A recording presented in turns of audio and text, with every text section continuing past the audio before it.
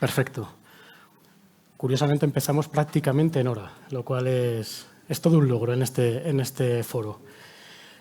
Antes que nada, darles las buenas tardes, la bienvenida a todas y a todos a esta relatoría, a este eje temático que es el eje temático de los nuevos retos para la planificación territorial.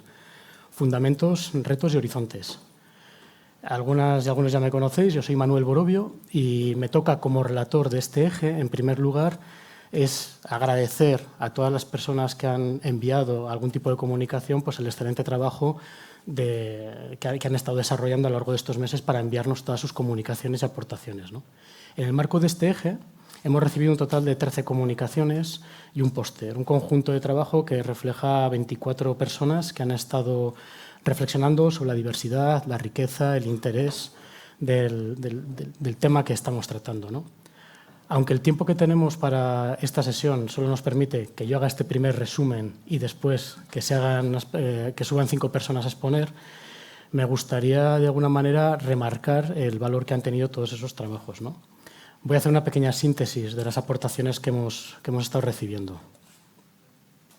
En la línea 1, Cultura, Territorio y Coordinación, las aportaciones nos han manifestado la urgencia que hay de alguna manera para superar una visión del territorio que es más allá de un mero soporte físico, ¿no? Casi todas las comunicaciones apuestan por que el paisaje se revele, y cito una relatoría, como un sistema vivo cargado de memoria, identidad y funciones múltiples. La multifuncionalidad es un tema que de alguna manera está emergiendo y se está manteniendo de una manera constante en los últimos años, ¿no? En este bloque, el análisis comparativo que hace Dávila Cabanillas y su equipo, que escucharemos hoy aquí en la exposición, sobre el marco de la protección del País Vasco y Navarra, nos advierte de que la protección pasiva, yo me atrevo a llamarlo así, es insuficiente, ¿no? Y fracasa. El gran reto es pasar a una gestión activa, que integre la dimensión cultural, ecológica y productiva. Esta visión, la visión del equipo de Dávila Cabanillas, se ve reforzada por las lecciones internacionales que nos aporta la comunicación de Rosa y Guanche, con su estudio de la ciudad bella en Cabo Verde. Pero esta gestión activa es tremendamente compleja, ¿no?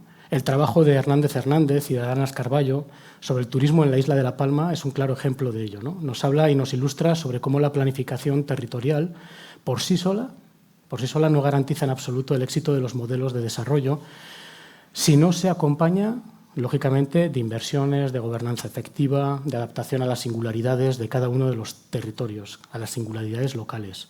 En su caso, la debilidad inversora y la falta de coordinación limitan la capacidad de articular modelos sostenibles. La conclusión, quizás, de las comunicaciones que hemos recibido para este eje es que no basta con proteger el paisaje, es necesario, de alguna forma, activar todas las potencialidades y transformar los inevitables conflictos y oportunidades para innovar en la gobernanza de ese territorio.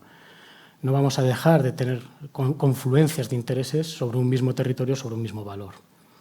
En la línea 2, seguridad jurídica y simplificación, bueno, sintetizo el título a seguridad jurídica y simplificación, si ven el programa es algo más largo, nos centramos o nos habla del instrumento. El primero nos habla del objetivo, de alguna manera, en el segundo hablamos del instrumento.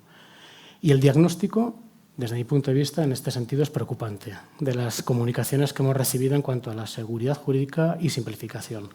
La comunicación de María José Valenzuela Rodríguez, que también escucharemos hoy aquí en esta mesa, aborda la creciente judicialización y anulación de los instrumentos de planeamiento. Esto, sumado a la acumulación de trámites, de informes sectoriales, ha generado un escenario de clarísima incertidumbre y cierta parálisis. Luego me podéis corregir las interpretaciones que yo haga, estáis aquí en directo para hacerlo luego. Los planes DIE, desde la relatoría, se han convertido en instrumentos complejos y a la vez frágiles, porque aunque tardemos en aprobarlos y se aprueben, nada garantiza que se recurran y se anulen. Frente a esta parálisis de origen o incluso derivada, surgen nuevas herramientas. El trabajo de Pérez Igualada analiza el auge de las agendas urbanas, pero advierte de la falta del carácter normativo que tienen. Limita de alguna manera su capacidad de transformación real y deben ser complementarias, no sustitutivas del planeamiento reglado. Estamos hablando aquí de una dimensión tremendamente interesante, que es precisamente el tema jurídico y normativo y el tema del modelo territorial. Esta tarde a primera hora se estaba hablando precisamente de esas estrategias de desarrollo local participado y de otro tipo de instrumentos que surgen de abajo arriba para definir ese modelo al que tenemos que tender, ¿no? Un riesgo similar aparece con la ponencia de Almenars Muñoz sobre los proyectos de interés autonómico en la Comunitat Valenciana. Nos muestra que los procedimientos simplificados pueden atraer inversión, sin lugar a dudas, pero existe el riesgo de debilitar las garantías ambientales y la coherencia territorial si no hay un control técnico robusto. De alguna manera, este tipo de instrumentos nos enfrenta al continuo arbitraje de esos intereses que confluyen en un mismo espacio con miradas de alguna manera sectoriales, ¿no? En este nudo de parálisis frente a la necesidad de agilidad es donde se inserta la propuesta de Javier Camino Dorta y su equipo, que también escucharemos hoy aquí, que expondrá Ana.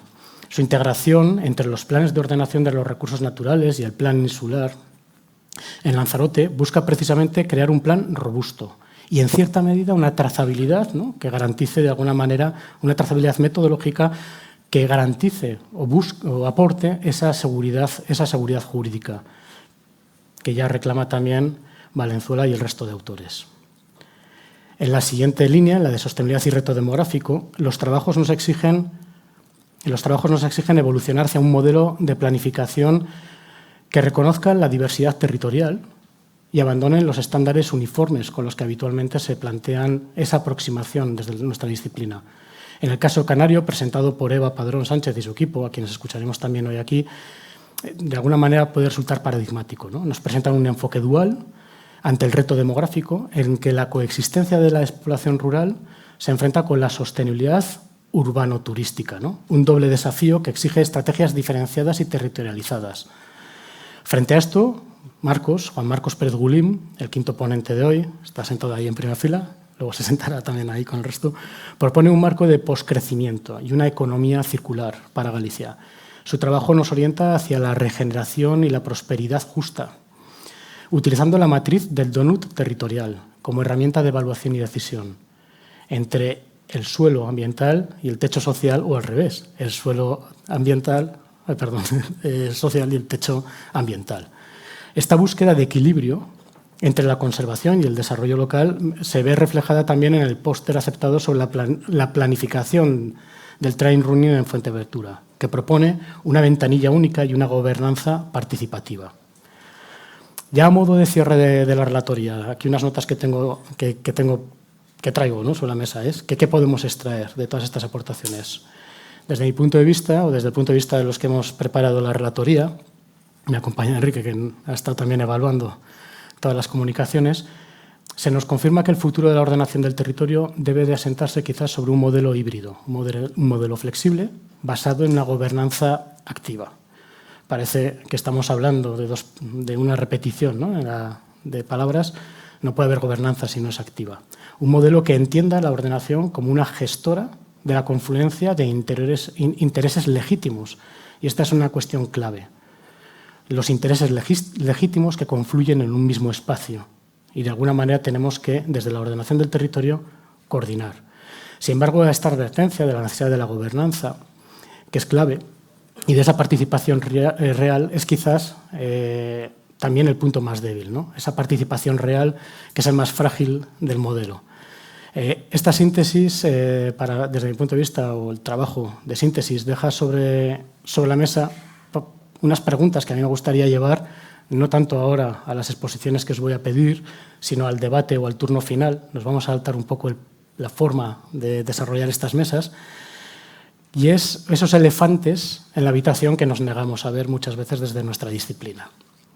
Y es que existe una creciente preocupación por el estancamiento de la gobernanza, por el riesgo a que se reduzcan realmente a meros trámites formales. Creo que es algo que todos y todas podemos asumir, ¿no? El hecho de blanquear mediante esos procedimientos decisiones que ya estaban tomadas. De alguna manera, que no se conviertan en meros trámites formales, que blanqueen soluciones que ya estaban preconcebidas, generando una tremenda frustración y una ineficacia en todo el procedimiento de construcción social, de abajo arriba, de ese modelo que tenemos que ya alcanzar. A A este elefante, que es ese blanqueamiento de la gobernanza, le suma o podemos sumar la falta de liderazgo real de la ordenación del territorio. La ordenación del territorio, estamos en un foro y en un congreso para hablar de ella, de alguna manera no tiene ese liderazgo frente a todas las miradas sectoriales que están continuamente contraponiendo otras normativas que vienen a imponer y que nos coartan o nos limitan la capacidad de actuación, ¿no?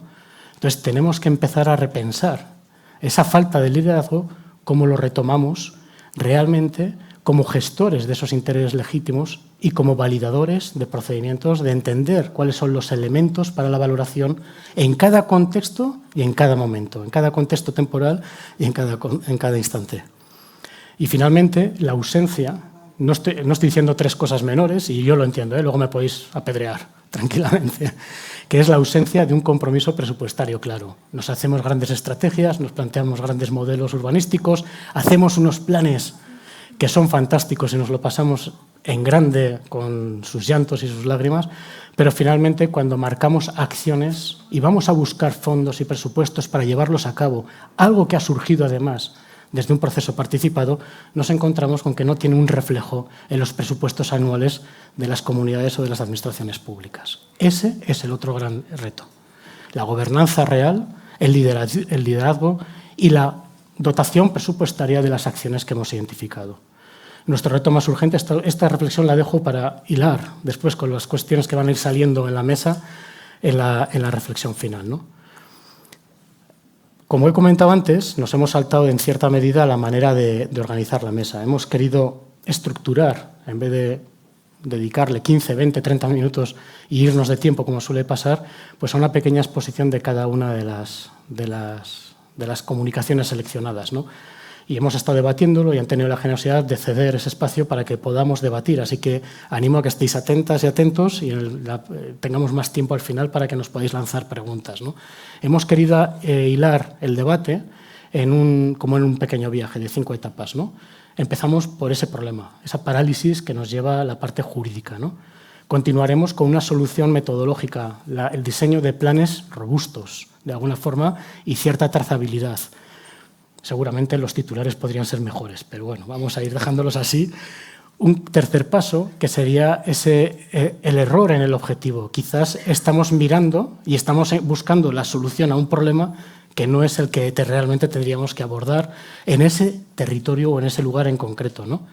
Y finalmente, ese error o esa cuestión en el desafío dual que nos planteará Marcos en su exposición, ¿no?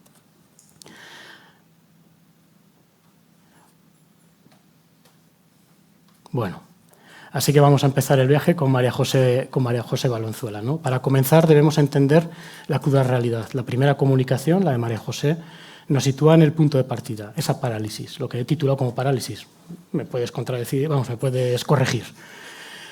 Nuestros planes son instrumentos complejos, frágiles ante los tribunales y su anulación genera una profunda inseguridad jurídica. El modelo legal, de alguna forma, está en crisis.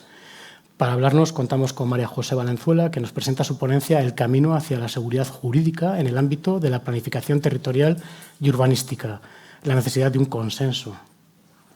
Es doctora en Derecho, técnica de Administración General de la Administración Local, que ha ocupado diversos puestos en la Administración Autonómica y Local. Actualmente es jefa del Servicio de Secretaría de Asuntos Generales del Ayuntamiento de Pontevedra. María José, cuando quieras. Buenas tardes a todos. Muchas gracias a la organización por haber seleccionado mi comunicación, por darnos este espacio de participación y a todos ustedes por estar aquí a las horas que son, que ya sé que hay otra alternativa. No, ya estás. El tema que yo he elegido para la ponencia trata sobre la seguridad jurídica en el ámbito de la planificación, tanto territorial como urbanística, y es un tema que semeja ya ser muy manido. Se ha hablado mucho, se ha escrito mucho sobre la situación de inseguridad jurídica. Perdón. Como les decía, el tema elegido parece que ya no hay mucho más que decir sobre un tema tan manido y que ha sido tan puesto sobre la mesa por distintos sectores académicos, administrativos, incluso judiciales. Sin embargo, se sigue hablando de ello, se sigue haciendo conferencias, jornadas en las que este tema está sobre la mesa porque no se ha encontrado solución. no se ha encontrado solución cuando tras décadas de anulación de instrumentos de planificación territorial y urbanístico, seguimos en un momento de parálisis en el que muchas administraciones han optado por la desidia, por no atreverse a la hazaña de llevar a cabo la elaboración de un plan territorial y en mayor medida de un plan urbanístico. Es una cuestión cuantitativa que se anulan muchos más planes urbanísticos que territoriales. También es cuantitativo que se aprueban muchos menos planes territoriales que urbanísticos. Y muchas veces la planificación territorial se ha utilizado en este país, y no descubro nada, para saltarse aquello que el planeamiento no me permite hacer, que el planeamiento urbanístico no me permite hacer. La falta de una planificación territorial, la falta de un procedimiento mucho más regulado a nivel territorial que a nivel urbanístico hace que sean menos esos planes territoriales que se atacan, pero también los hay y muchos se han caído. Plan territorial de la Costa del Sol, Canarias tenéis varios ejemplos, tenemos la judicialización del Patibel en Valencia. Al final, esta crisis de nulidad de los planes pesa tanto sobre los instrumentos de planificación territorial como urbanístico. Les traigo ahí dos extractos, uno del libro blanco de la sostenibilidad del planeamiento urbanístico del 2010, dirigido por el profesor José Fariña Tojo y José Manuel Naredo, que aprobó el Ministerio en el 2010, que ya apelaba a la necesidad de cambiar las características del plan de urbanismo. Nada ha cambiado. Seguimos en el 2019 con la agenda urbana reivindicando esa misma necesidad de cambiar el modelo y en el 2025 no nos hemos movido de ahí. Como les decía, es un tema manido, se ha escrito mucho sobre ello y nos hemos dedicado demasiado tiempo a la exigencia de responsabilidades. Las administraciones, el legislador, carga contra el Tribunal Supremo. Pone el foco en la Sala Tercera del Tribunal Supremo, que es muy rígido aplicando el dogma de la nulidad del pleno derecho, y al entender los planes como disposiciones generales, su anulación supone volver a la casilla de salida. Tengo que volver a empezar como si el plan nunca hubiera existido. Ese dogma de nulidad que tanto se critica a la Sala Tercera del Tribunal Supremo ha sido construido por la academia, la misma que hoy reivindica un cambio. Pero el Tribunal Supremo no hace más que coger el dogma de nulidad que está comúnmente asimilado entre los administrativistas y llevarlo a la práctica. Si el plan es una disposición de carácter general, ergo, estas son las consecuencias de un reglamento, de la nulidad de un reglamento. Que ello no quiere decir que la interpretación del Tribunal Supremo sea siempre defendible, pero nos hemos dedicado demasiado tiempo a focalizar en esa exigencia de responsabilidad. ¿Y qué sucede con el legislador? No hay ley urbanística ni ley de suelo que se precie que no hable en su exposición de motivos de la simplificación, de la necesidad de eliminar la burocratización. Les pregunto a ustedes, ¿alguna lo ha hecho? ¿Hay informes sectoriales que se hayan eliminado su exigencia en la tramitación de planes? Cada ley que se apruebe incorpora uno más, que si el de los lugares de la memoria democrática, que si el de impacto demográfico, que si el de impacto de género. Pero después, cuando se anula el plan de Boadilla del Monte porque falta el informe de impacto de género, es titular de prensa. Se ha anulado solo porque faltaba un informe sectorial. Y cuando el legislador considera que es necesario ese informe, porque si no son necesarios trámites, ¿por qué los adicionamos? ¿Cuál es el sentido de ello? Lo que no podemos pretender es que desde las normas se exijan una serie de condicionantes y pretender que los tribunales flexibilicen su exigencia. Si introducimos un informe es porque entendemos que ese informe va a servir de base para que la decisión que tome la Administración respete mucho más aquellos valores o principios que consideramos merecedores de protección, y en eso tiene que haber un consenso. En esa búsqueda de alternativas, como les decía, hay mucha literatura al respecto y se han intentado hacer cosas. El legislador, a nivel Estado, ha intentado sacar adelante diversas iniciativas legislativas sobre las que también se ha escrito mucho y que ninguna, en la coyuntura política actual en la que estamos, ha llegado a buen término. Paralelamente, la jurisprudencia también ha escuchado la crítica doctrinal, la crítica administrativa, la crítica de los operadores urbanísticos y ha flexibilizado en algún aspecto muy puntual algunas de los condicionantes o de las cuestiones que ellos creían inflexibles. Así, a día de hoy se admite la posibilidad de una nulidad parcial de un plan. Eso ha sucedido en el caso de la famosa sentencia de Yaiza en el 2020, que no ha resultado de aplicación, pero el tribunal ha abierto esa puerta. Se admite en una sentencia muy importante del plan de Torremolinos que el principio de no regresión pueda tener un determinado impacto a la hora de ponderar la nulidad de un plan urbanístico, o se admite que las situaciones consolidadas, que es otro de los graves problemas que tenemos, puedan tener un peso en la ordenación de espacios a futuro, que es lo que ha pasado con el plan especial de la zona de actividades logísticas del puerto de Valencia. Pequeñas flexibilizaciones que no ayudan a salir del punto en el que estamos, el estancamiento. Y en medio de todas esas alternativas surgen las agendas urbanas como un instrumento de carácter estratégico, no normativo, que pretende, o al menos el Ministerio lo enfoca desde el punto de vista que pretenda ser una contribución a aligerar el planeamiento. Las agendas urbanas sí, plantean una serie de objetivos estratégicos que yo les pongo ahí y les pregunto, ¿algunos están en desacuerdo? Porque es realmente difícil. Es realmente difícil. Y si vamos al desglose de esos objetivos, todavía más. En esos objetivos, lograr un marco normativo flexible. Alguien se lo cuestiona, pero eso no va acompañado de medidas legales, normativas o vinculantes que me permitan de verdad hacer un planeamiento en un marco más flexible. Aquellas ciudades, municipios que han elaborado sus agendas urbanas locales, dicho sea de paso, al amparo del impulso de una línea de fomento del Ministerio, han recogido en esas agendas urbanas la necesidad de revisión del planeamiento como una de las líneas imprescindibles de actuación, salvo, ojo, aquellos municipios que ya han renunciado a hacer un plan. Esos no lo han incluido, pero la mayor parte de los ayuntamientos sí han recogido la necesidad de revisar un plan. Veremos qué sucede con los planes de implementación de agencia urbana, pero soy un poco escéptica en cuanto a que vayan a posibilitar la tramitación más ágil o más simple de los instrumentos de planeamiento. Lo que sí aportan las agendas urbanas es una reflexión necesaria, es un qué quiero hacer en mi municipio, cuáles son las líneas estratégicas y hacia dónde quiero ir. Y otras de las cosas en las que inciden las agendas urbanas es en una metodología con un proceso participativo, con un proceso de gobernanza, que exigen para la concesión de esa subvención de la que yo me beneficio administración a la hora de ejecutar, de sacar adelante mi proyecto de elaboración de la agenda urbana. Ahora bien, si preguntamos a los habitantes de un municipio con una agenda urbana aprobada, ¿creéis que en general alguien sabrá lo que son? Más allá de aquellos que han asistido a las reuniones que se han hecho ad hoc. Veremos qué sucede con ellas, pero no tengo claro que las agendas urbanas vayan a implicar la necesidad del planeamiento de adaptarse a aquello que se ha dicho en las agendas urbanas. Porque, ¿qué sucede? Hablábamos antes de indicadores, de medir. ¿Qué sucede si las acciones que se recogen en las agendas urbanas no se llevan a cabo? ¿Tiene algún tipo de consecuencias? Porque las cosas que no tienen consecuencias jurídicas, en la práctica nos damos cuenta que muchas veces simplemente se incumplen y no pasa nada. Para finalizar, y que no me riñas. Vamos perfectos, 10 minutos.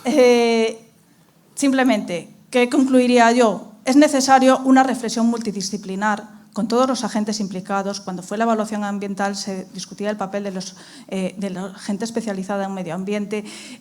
Las memorias de viabilidad económica pusieron de manifiesto la importancia de los economistas, los geógrafos.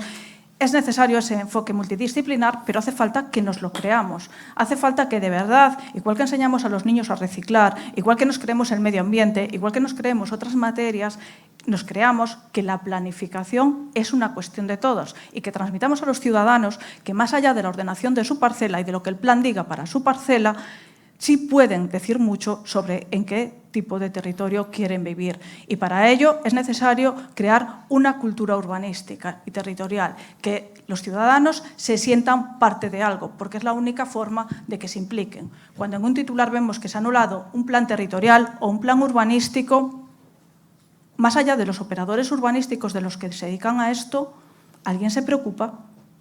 Hasta que vas a solicitar tu licencia para realizar tu edificación, no. Es necesario que la planificación territorial y urbanística sea una cuestión de todos. Muchas gracias. Muchas gracias. Gracias, María José. Gracias, María José, porque bueno, hay un tema en el debate que es clarísimo, que es todo lo que has apuntado, no voy a andar en ello, que si no nos iremos de los minutos y me tendré que echar la bronca a mí mismo. Pero yo creo que ante este escenario que has dibujado, una reacción lógica, desde luego quizás la más directa, es precisamente reforzar la coherencia interna que pueden tener los planes, incluso las estrategias que nos planteamos. Vamos a dejar para el debate después algunas cuestiones que has lanzado, que yo creo que tenemos mucha gente ganas de empezar a debatir sobre ellos, pero creo que aquí, precisamente en el núcleo de la siguiente ponencia, el trabajo del equipo de Javier Camino, que nos va a contar Ana, de alguna manera nos presenta una de las soluciones que plantean, ¿no? Que es esa trazabilidad.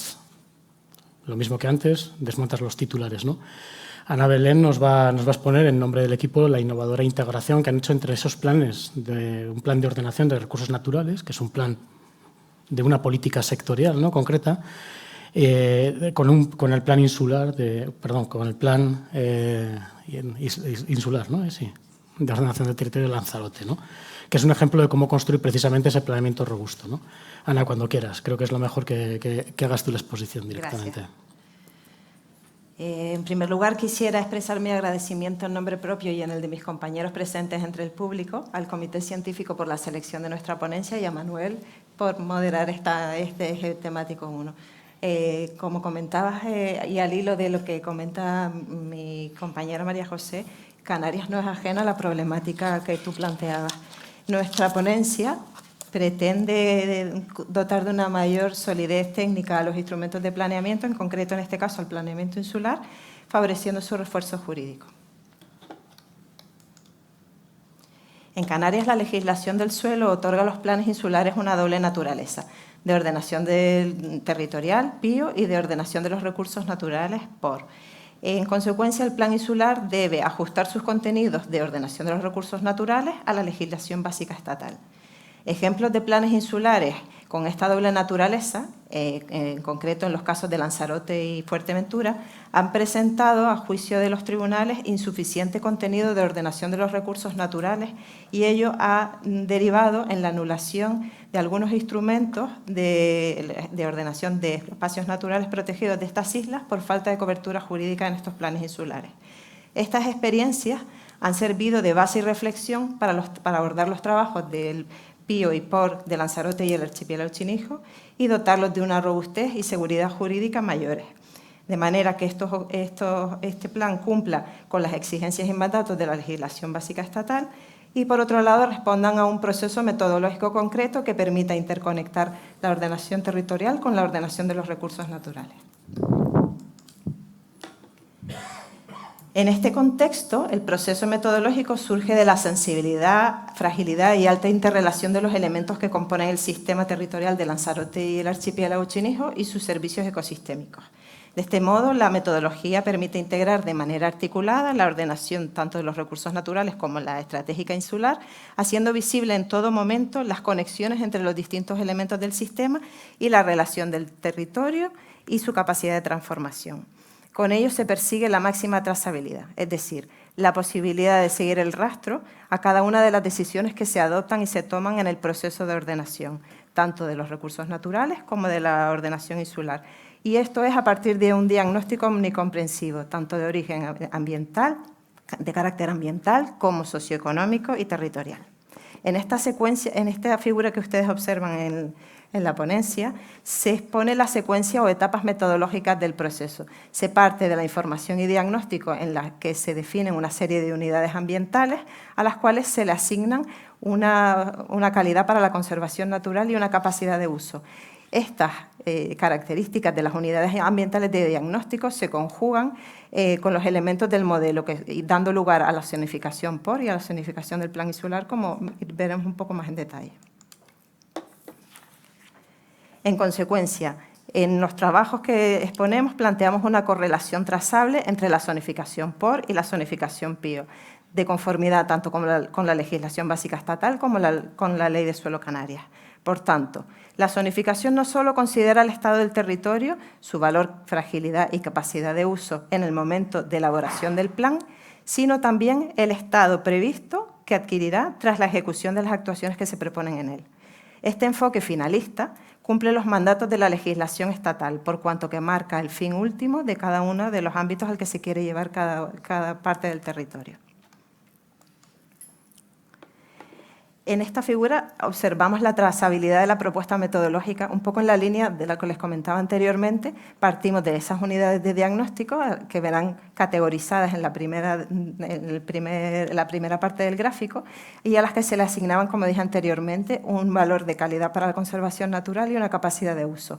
En base a la combinación de cada uno de estos elementos, da lugar a un tipo de zonificación por IPIO. Y en esta, como verán en este gráfico, se puede observar las correspondencias claras entre los elementos del modelo y la trazabilidad de la que hablamos durante las secuencias anteriores.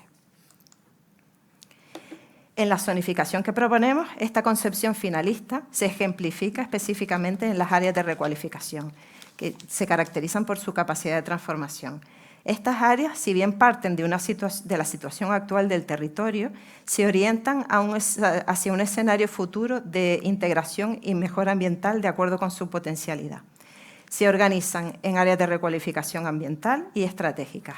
Las ambientales ponen el foco en recuperar lo que ya está, restaurar ecosistemas frágiles y paisajes rurales o corregir el impacto de antiguas actividades extractivas. Por su parte, las áreas estratégicas buscan integrar infraestructuras y elementos y servicios que el modelo insular requiera a futuro, pero con el criterio de que se adapten al paisaje en lugar de que se impongan sobre el mismo. Juntas transmiten una idea clara. La ordenación no solo protege lo que aún se conserva, también busca reparar, revitalizar y dar un nuevo sentido a aquellos espacios que cargan con las peores huellas del pasado.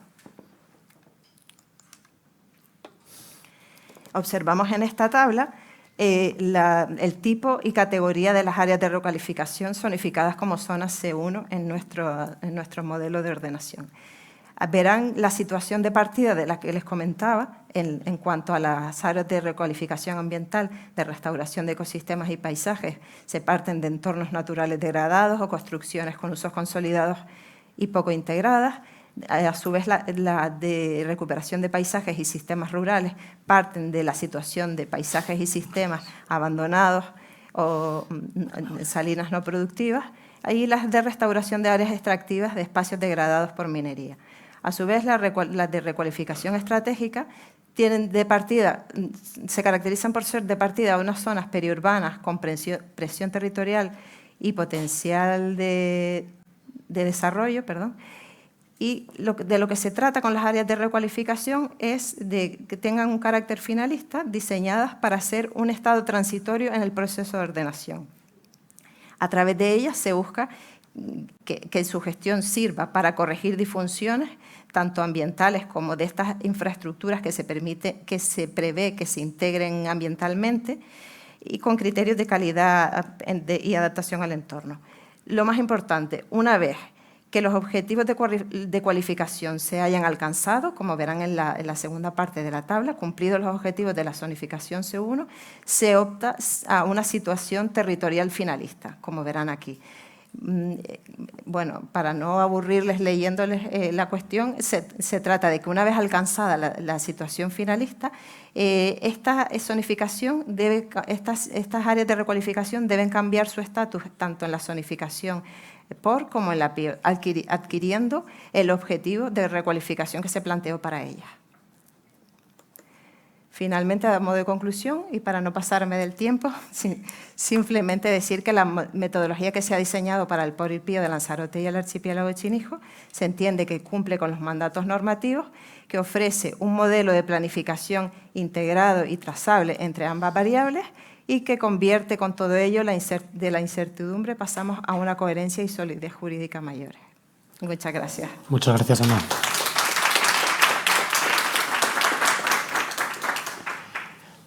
La verdad que da para hurgar bastante en muchas de las cuestiones que has afirmado aquí o que se exponen en el trabajo y que creo que están recogidas en la metodología. Y consideramos que realmente esta trazabilidad que de alguna manera defiendes, como ese rigor técnico, son la mejor respuesta a la gestión de toda esa incertidumbre y la gestión del plan sólido. ¿Qué ocurre de un plan sólido, ¿no? Esto que acabas de comentar ahora al final, de cómo cambia el estatus jurídico de un ámbito que ha alcanzado cierto nivel en esa recualificación, trae tela. O sea, tiene que tener detrás todo un armazón desde el punto de vista burocrático, administrativo y entendimiento de que eso es un proceso y una gestión dinámica viva de alto calado. Animo a que luego lancemos preguntas y traigamos este tema de la gestión dinámica, la seguridad jurídica, la planificación de ese modelo al que tendemos, ¿no? Pero ¿qué ocurre? O sea, ahora vamos a la siguiente fase, ¿no? De este pequeño viaje, el tercer paso. ¿Y qué es que ocurre si el plan, que aun siendo perfecto quizás en la forma, falla en el objetivo de fondo? ¿Qué pasa si el plan protege legalmente algo, pero que realmente no es capaz de mantenerlo vivo, ¿no? Y muchas veces llegamos a esa protección que lleva a cabo una fosilización del objeto. Y esa cuestión que me gustó mucho escucharle a Antonio Corraliza, que decía la norma perversa, ¿no? Que la superposición de normativas y de buenas intenciones acaba dándonos un resultado absolutamente contrario al esperado, ¿no? Entonces, para mí aquí es donde entra de lleno quizás la tercera ponencia, el trabajo de Nagore Dávila y Cabanillas y todo su equipo. Desde mi punto de vista, nos obliga a reflexionar sobre el mismo objetivo de la planificación, ¿no? El análisis sobre el paisaje de la Campiña Atlántica del País Vasco y Navarra, que a quien no lo conozca les animo a que inicien el viaje por su trabajo, es una advertencia fundamental, ¿no? Nos demuestra que la protección pasiva realmente, la de preservar en el papel, no acaba de funcionar bien, ¿no? El paisaje, de alguna forma, y tal y como os lo contáis, y ahora lo vas a exponer tú mejor, es un sistema vivo que requiere realmente de una gestión activa, dinámica, que entienda de cambios de estatus desde los instrumentos que estamos haciendo, ¿no? Que sin esa gestión viva, eso muere. Lo acabamos matando. Nagore, tienes la palabra, adelante, que seguro que lo expresas mucho mejor. Gracias, Manuel. Gracias a Fundicot, al comité organizador. Gracias a todos y a todas por las horas y porque estáis aguantando. Bueno, pasamos de una ponencia legislativa a otra metodológica, ¿no? A una más melancólica, ¿vale? Y ahora lo vais a entender. Yo he querido empezar la presentación con un fragmento de un escritor vasco del siglo XIX, natural de las Encartaciones, una de las zonas que habíamos seleccionado para nuestro trabajo. Y Antonio Trueba, bueno, pues este escritor retrataba muy bien el paisaje vivido y trabajado de su época, ¿no? A lo lejos, entre la niebla, brillaban los caseríos blancos como palomas posadas en la falda del monte. Los prados, recién segados, olían a hierba y a lluvia, y el toque de la campana venía a mezclar su voz con la del arroyo. Bueno, y además, en las ortofotos de 1946 y en la actual, aparece el barrio donde él vivía y se aprecia, ¿no?, cómo el paisaje de campiña ha perdido apertura, ha aumentado la cobertura arbórea, o sea que refleja, ¿no?, ese retroceso de la actividad agroganadera y la necesidad de una gestión activa. Las dos zonas que hemos seleccionado para nuestro trabajo comparten un paisaje de campiña húmeda con mosaicos de prados, pastos, bosques, con un poblamiento disperso y con una gestión tradicional que está en retroceso. Bueno, la idea principal la acaba de comentar muy bien Manuel. La campiña es un paisaje cultural vivo que solo se mantiene con prácticas activas. Y es verdad que en los instrumentos de planificación de las dos zonas que hemos analizado existe un reconocimiento explícito de este paisaje, ¿no? Que también hay que decir que se han reconocido por su calidad, por su alta calidad paisajística, ¿vale? La diferencia es que en la Comunidad Autónoma del País Vasco este reconocimiento se apoya, tiene un apoyo normativo en el decreto del 2014 específico del paisaje, y en el caso de Navarra lo hace de una forma más técnica, más a partir de la inclusión del paisaje en los instrumentos de ordenación del territorio, en este caso a través del POT, que es el instrumento que se desarrolla a escala subregional. Pero aunque exista este reconocimiento, el enfoque dominante refleja una visión pasiva de este paisaje, ¿no? Más centrada en mantener su forma que en garantizar las prácticas que la sostienen. Hablamos de preservar, hablamos de conservar, hablamos de proteger y vuelve a repetirse los verbos cuando ya se definen las acciones de conservar y preservar.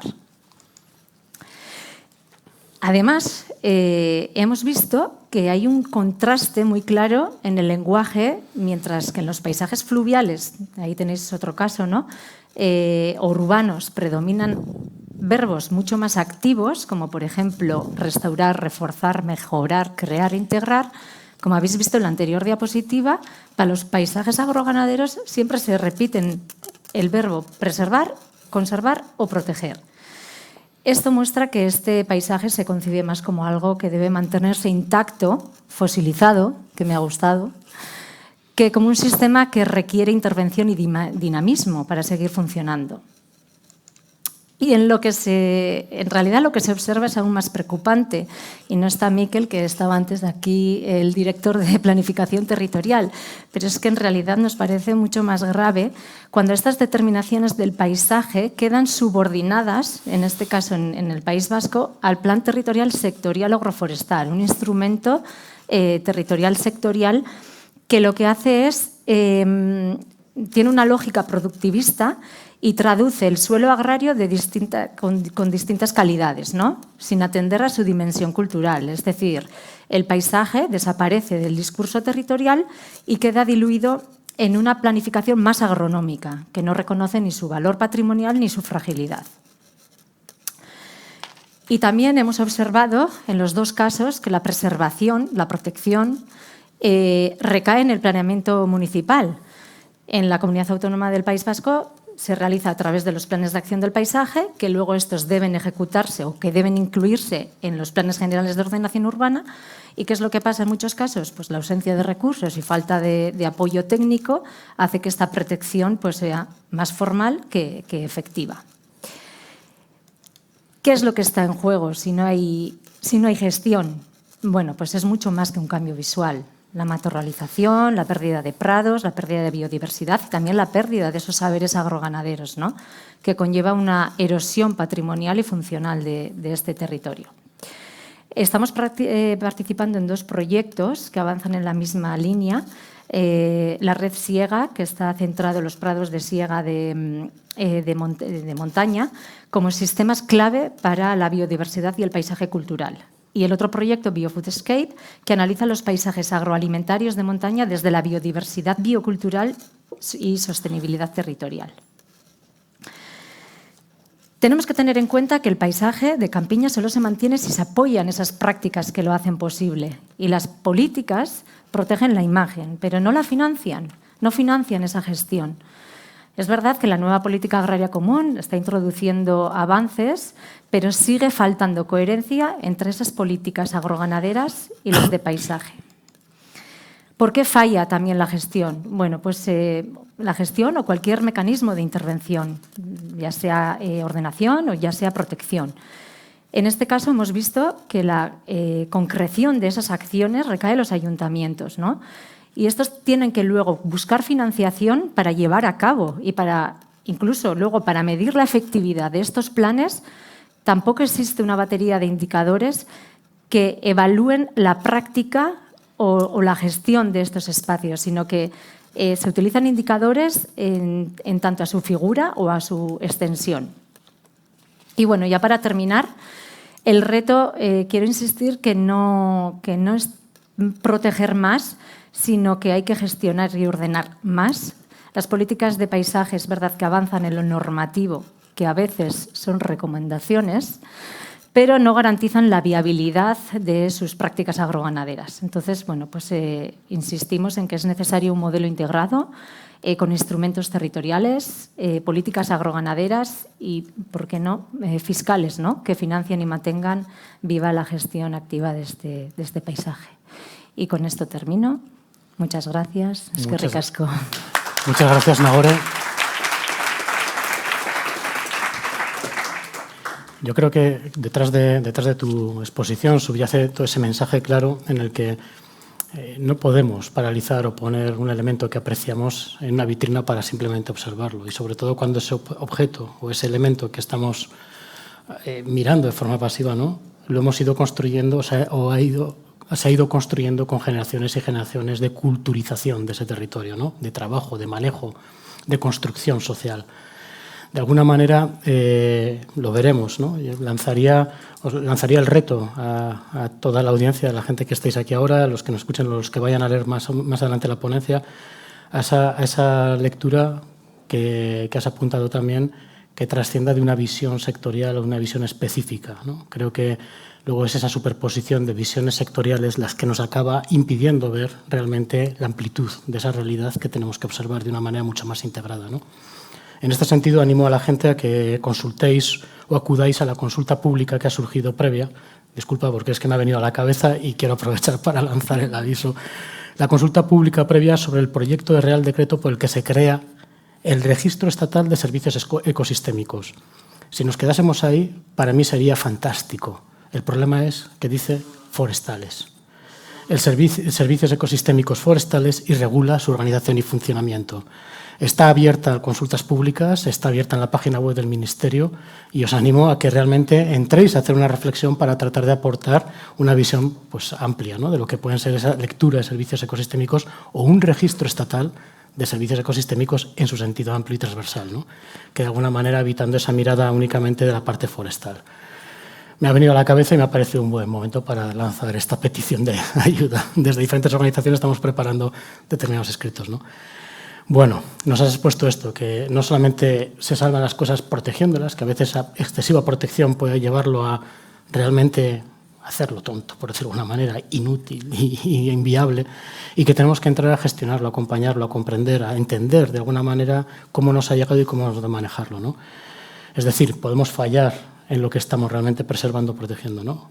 Quizás, de alguna manera, en la siguiente ponencia, en la siguiente capa de complejidad, en este viaje que estamos construyendo, o como lo hemos querido construir a partir de la relatoría, nos anima a ver qué ocurre si nos estamos equivocando en ese diagnóstico inicial. No solamente en la finalidad de lo que estamos haciendo, sino en el propio diagnóstico inicial, ¿no? El trabajo de Eva, Dolores Padrón y todo el equipo nos saca al debate del debate habitual de la España vaciada, ¿no?, de esa España vaciada para plantearnos una realidad más compleja, que viene a ser ese doble desafío, ¿no? Nos van a explicar cómo en un mismo territorio como el canario, territorio que todos asumimos que es finito y limitado, ¿no?, porque es una isla y es como fácil de entender que tiene límites. Muchas islas, perdón, gracias. Maestro. Coexisten dinámicas de despoblación y abandono, ¿no?, en el interior con una enorme presión en otras zonas. Nada, adelante, Eva, tienes la palabra porque si no voy a seguir metiendo la pata.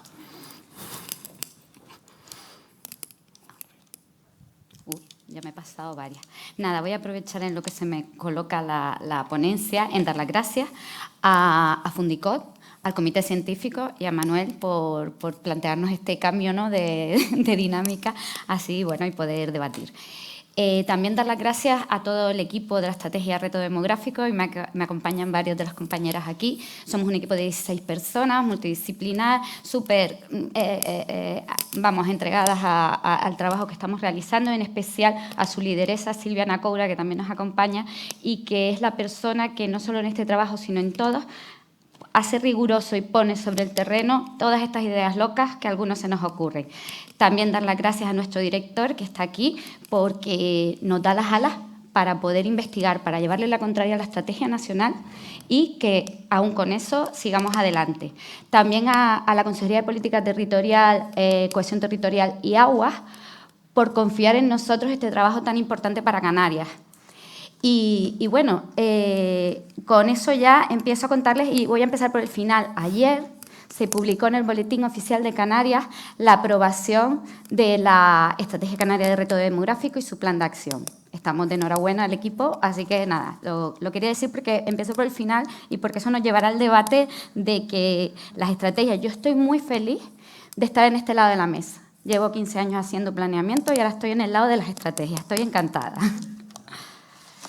Bueno, Como punto de partida y respondiendo, nosotros hemos sido muy ordenadas en esto porque imposible contar en 10 minutos la estrategia canaria de reto demográfico, y Manuel nos ha hecho unas preguntas y queremos contestarlas para no liarnos mucho, ¿vale? ¿Cómo articulamos una planificación territorial coherente ante el doble desafío que afronta Canarias? La Estrategia Nacional de Reto Demográfico toma la decisión de que el espacio de la demografía son la España vaciada. En Canarias eso no lo compartimos en absoluto. Como bien introducía Manuel, nosotros tenemos un territorio fragmentado, pero que tiene la doble problemática. Tenemos las Islas Verdes, que se encuentran con problemas de despoblación o de fijación de la población, y luego también tenemos otras islas y algunas zonas de las islas capitalinas que la problemática que tenemos es el de la superpoblación. Le podemos llamar áreas tensionadas para que no se pongan nerviosos los políticos, pero es superpoblación. Por tanto, nosotros necesitábamos hacer un diagnóstico que contemplara esa doble realidad. Y tienen los mismos problemas de reto, porque tienen los mismos problemas de acceso a los servicios que tienen los municipios de la España vaciada. Y porque la cohesión territorial significa igualdad de oportunidades. Y no tienen igualdad de oportunidades quien no tiene servicios o los tiene colapsados.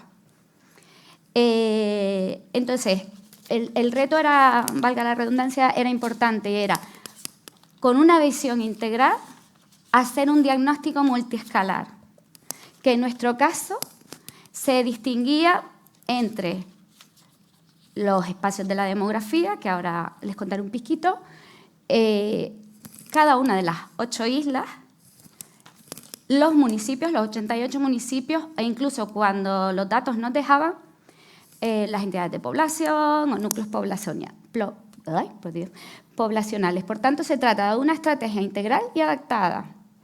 Este plan de acción y esta estrategia que hoy les presento ha sido ampliamente participada, es realista y es viable, y esa participación ha sido un proceso inédito en Canarias para un documento como este, en el que, ahora les cuento un poquito, pero que nos han permitido hacer esa participación real, insisto, real. Bueno, aquí les presento pues algunas de las cuestiones de los factores, ¿no?, del diagnóstico inicial. Nosotros tenemos pues un elevado crecimiento, fundamentalmente por más razones, pero fundamentalmente debido al turismo. Ustedes piensen que nosotros el año pasado recibimos 18 millones de turistas en Canarias. Un proceso de envejecimiento que está ocurriendo en todos sitios. Migraciones y movilidad interna, pero no se piensen que nuestras migraciones en las que sale en el telediario solo de la gente llegando en patera, que también. Nosotros tenemos la compra de vivienda por parte de extranjeros, especialmente Europa del Norte, absolutamente disparada y haciendo más difícil el acceso a la vivienda a los canarios. El reparto es igual, lo que les contaba antes. Nosotros tenemos 2 islas capitalinas que presentan ambas dinámicas que les explicaba. Tenemos 3 islas verdes, La Gomera, El Hierro y La Palma, que presentan la dinámica de la despoblación, y 2 islas turísticas absolutamente colapsadas y en continuo crecimiento, que son Fuerteventura y Lanzarote.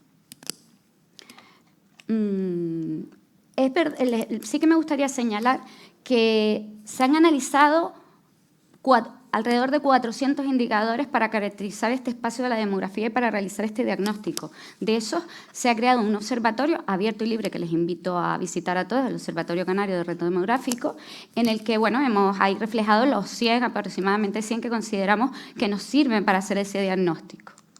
Pues, y este es un poco, no les voy a contar la metodología que conlleva, Javi está por ahí, que conlleva el detectar los 23 municipios tensionados, porque sería, muy complicado. ¿Por qué? Porque los 47 municipios reto demográfico es muy fácil. España dice, aquellos municipios de menos de 5.000 habitantes son reto. Canarias dice, 5.000 nosotros es poco, 10.000, vale. Los 47 menos de 10.000, municipios reto. Pero ¿y los tensionados quién los ha calculado? ¿Y con qué metodología? Nadie. Tuvimos que inventar.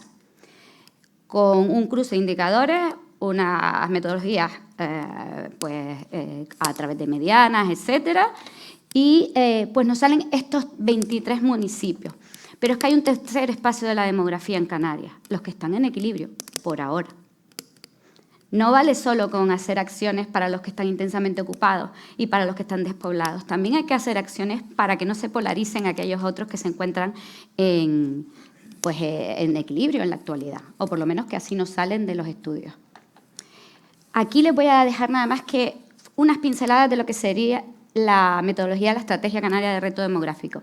Me voy a detener un segundito nada más en la parte de participativa, porque considero que es bastante importante contarla muy rápidamente, que es cómo surge todo eso. Se genera en Canarias la primera conferencia de presidentes. Todos los presidentes de las islas y el presidente del Gobierno de Canarias hacen una conferencia y dicen: encargo a Canarias que haga 5 mesas de trabajo para tratar el tema reto demográfico. Esas 5 mesas de trabajo se pegan medio año trabajando desde diferentes puntos de vista y sacan un documento, un primer borrador de 51 medidas de reto demográfico. Esas 51 medidas se someten a participación pública, se obtienen distintas alegaciones que se atienden y se hace una segunda conferencia de presidentes. Y nos dice: ahora cojan eso, metan las alegaciones y hagan una comisión. Nos mandata hacer una comisión de seguimiento a la estrategia de reto demográfica, en la que Silvia y yo somos secretarias técnicas, para hacer el documento definitivo de Canarias, de la estrategia y su plan de acción. En eso insistimos nosotras. Solo la estrategia no la queremos hacer el plan de acción. Otros 6 meses trabajando con la comisión. Finalmente, nos salen 43 medidas y 496 acciones. Ahí les dejo a grandes rasgos, ya les digo, la metodología de trabajo. Pues bueno, hay 4 ámbitos de trabajo que no se los repito porque son habituales en todas las estrategias de este tipo, siempre desde 3 miradas: la mirada, la social, la económica, la medioambiental y la territorial, y nuestros espacios que antes les contaba. Insisto que no voy a decirlo porque sería contar mucho, pero ahí tenemos los ejes estratégicos, los objetivos específicos, luego están las medidas y las acciones. Y, por supuesto, los objetivos tienen que ser por espacios, no pueden ser comunes a toda la estrategia. Este es el resultado que les decía y el documento que se aprueba. Es el resumen de la estrategia, ahí está el tomo, el resumen ejecutivo y el plan de acción ejecutivo. Quien lo quiera ver está también en el Observatorio Canario de Reto Demográfico, en la pestañita estrategia. Se pueden descargar todo lo que se trabaje. Y esta es un ejemplo de ficha de cada una de las medidas, ¿no? Que contiene, y ahora también eso nos vale para el debate, que contiene a qué espacios de la demografía afecta, que contiene las acciones que lo desarrollan, que contienen su viabilidad urbanística y técnica, que contiene qué agentes le toca hacerla, y los indicadores de diagnóstico, pero también de seguimiento y evaluación. Algunas de las medidas que recoge el plan de acción. Bueno, aquí las pueden ver, no se las voy a contar. Simplemente me gustaría terminar con una conclusión, que sería que Canarias ha hecho una estrategia con 2 visiones, 2 dimensiones, que son analizadas y estudiadas de forma diferenciada, dando soluciones concretas a cada uno de los espacios. Por tanto, está adaptada, pero también tiene que ser coordinada, porque el equilibrio y la cohesión territorial se consigue si nosotros mejoramos las condiciones de los espacios reto demográficos. Estamos contribuyendo a mejorar las condiciones de los que nosotros denominamos internamente superreto, y al revés también. Por tanto, la estrategia tiene que ser coordinada. Ahora estamos, y termino con esto, en estos momentos, además, hoy mismo hemos estado al teléfono, coordinándonos con Presidencia del Gobierno de Canarias para que nuestro plan de acción se integre en los presupuestos de 2026 y tenga, no todas las medidas, por desgracia, pero aquellas de prioridad alta y viabilidad alta, tengan un reflejo en los presupuestos de Canarias. Con lo cual, estamos plenamente contentas y nos la creemos. Así que muchas gracias. Muchas gracias, Eva.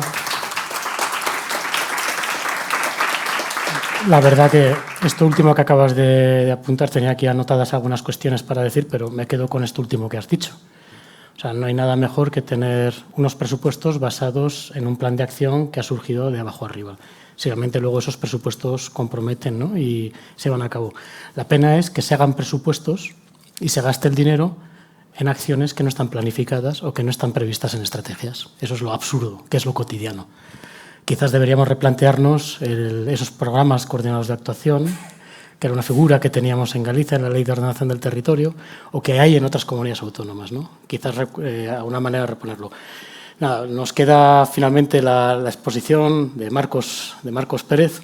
Adelante, Marcos, puedes subir ya. Que de alguna forma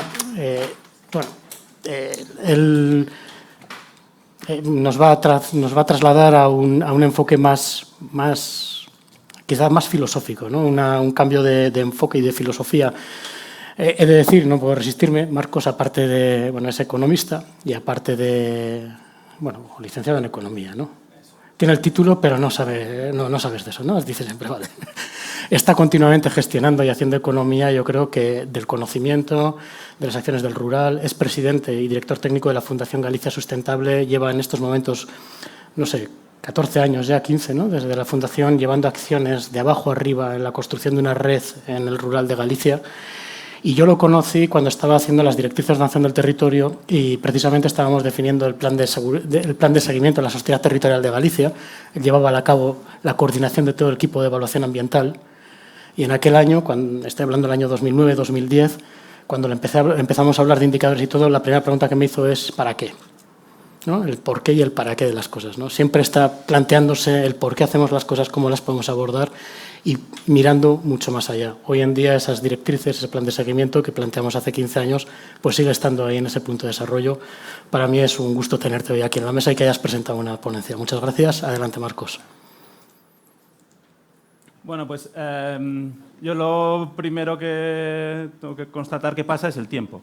Y llevamos 15 años, llevamos aquí toda la tarde también, 15 años trabajando en eso. Estamos de acuerdo en un montón de mensajes. Yo he estado tomando notas de un montón de cosas con las que estoy totalmente de acuerdo, pero es que estábamos de acuerdo también hace 20 años. Sí. Y no hemos ido a ningún sitio. O sea, es que me lo van a permitir que lo diga así, pero no hemos evolucionado nada. Yo veo aquí ahora matices, porque he escuchado muy atentamente especialmente estas presentaciones y términos...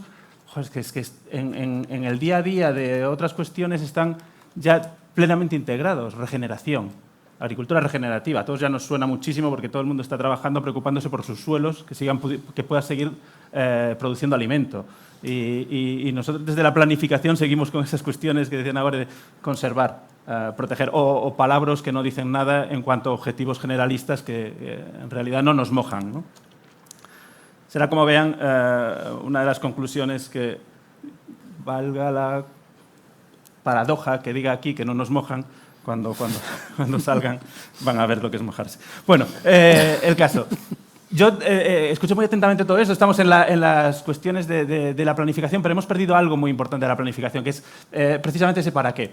Una de las cuestiones para mí fundamentales es que ¿y si todo lo estamos haciendo mal? ¿Y si estamos planificando dentro de un modelo que ya no existe? Y es probable. Para mí el contexto en el que nos estamos moviendo actualmente ya no es un contexto de crecimiento lineal. Evidentemente podemos hablar de economía circular, podemos hablar de muchas cuestiones que todos tienen en la cabeza que aplican al territorio también, a todos los territorios. Casi estamos de acuerdo ya hoy de que nuestros recursos son finitos. Casi estamos de acuerdo. Pues empecemos a planificar como que lo son. Y dentro de esa planificación podremos hacer muchísimas cosas que es más que el seguir valorando nuestro éxito en términos cuantitativos, valorarlo en términos cualitativos. Por eso el planteamiento inicial es que en este contexto actual nuestro reto es prosperar, ya no crecer necesariamente.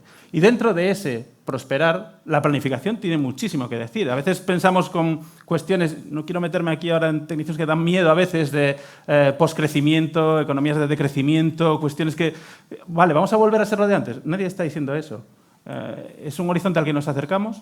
Hemos estado muy cerca hace poco, con tasas de crecimiento muy, muy pequeñas que nuestra economía no estaba preparada para sustentar, nuestros territorios no estaban preparados para sustentar, pero realmente con tasas de crecimiento muy reducidas estamos planteando una época de post-crecimiento. Después del crecimiento, ¿qué ocurre? Vale, pues cuando no podemos construir más, no podemos expandir más nuestras ciudades, no podemos expandir más nuestros territorios, ¿qué pasa? Tenemos que seguir haciendo muchísima planificación y muchísima estrategia, que es la de gestionarnos nuevamente, reordenarnos, reorganizarnos y seguir dando prosperidad a las gentes que viven allí o los ecosistemas. Claro, a mí lo de las gentes está bien, donde tiene que haber gente. No tiene que haber gente, no es necesario. Yo ponía un ejemplo que me resultó muy curioso porque salió una conversación con Manuel cuando estaba preparando la ponencia y era ostras, es que realmente todos tenemos un problema con la despoblación aquí, pero en el Amazonas no. O sea, el Amazonas que sigue siendo el pulmón. Bueno, pues a lo mejor tenemos que tener pequeños pulmones por aquí también. Y bueno, cuestiones que hay que empezar a redebatir, repensar y a lo mejor en un pasito antes incluso de empezar las estrategias, en el pasito de decir, bueno, ¿cuál es el modelo en el que estamos? ¿Cuál es el modelo que viene por delante? ¿Y cuál es el modelo para el que tenemos que planificar? Bueno, joder, si esto es el contexto, no lleva a ningún sitio. Entonces, yo he planteado la matriz del donut territorial como... esto proviene de una teoría de la economía del donut. Tómenlo como una brújula, una idea que nos sirve para entendernos, comunicarnos. Es una idea que puede entender mi padre, que no tiene estudios porque es de otra época y con su trabajo ha permitido que yo tenga estudios, entonces ha habido una evolución en cuanto a los estudios, no en cuanto a la calidad de persona que me supera con mucho margen. Pero él lo puede entender, porque hablamos un idioma comprensible para todos los que tienen que participar. Yo estaba allí sentado también y una de las cosas que apunté, con todo el respeto también, pero que pasa a veces... es que habláis muy como gente de ordenación del territorio y urbanismo. Es que hay que entenderos, ¿eh? O sea, hay que leeros con calma, además, y yo leí las presentaciones de todo el mundo y dices, necesito volver atrás para ver qué se quiso decir, y se dicen cosas que tienen sentido, ¿eh? No estoy entrando en eso, pero que cuesta para mucha gente que no somos del gremio. Y después queremos que participen. Lo hacemos difícil. Bueno, pues simplemente...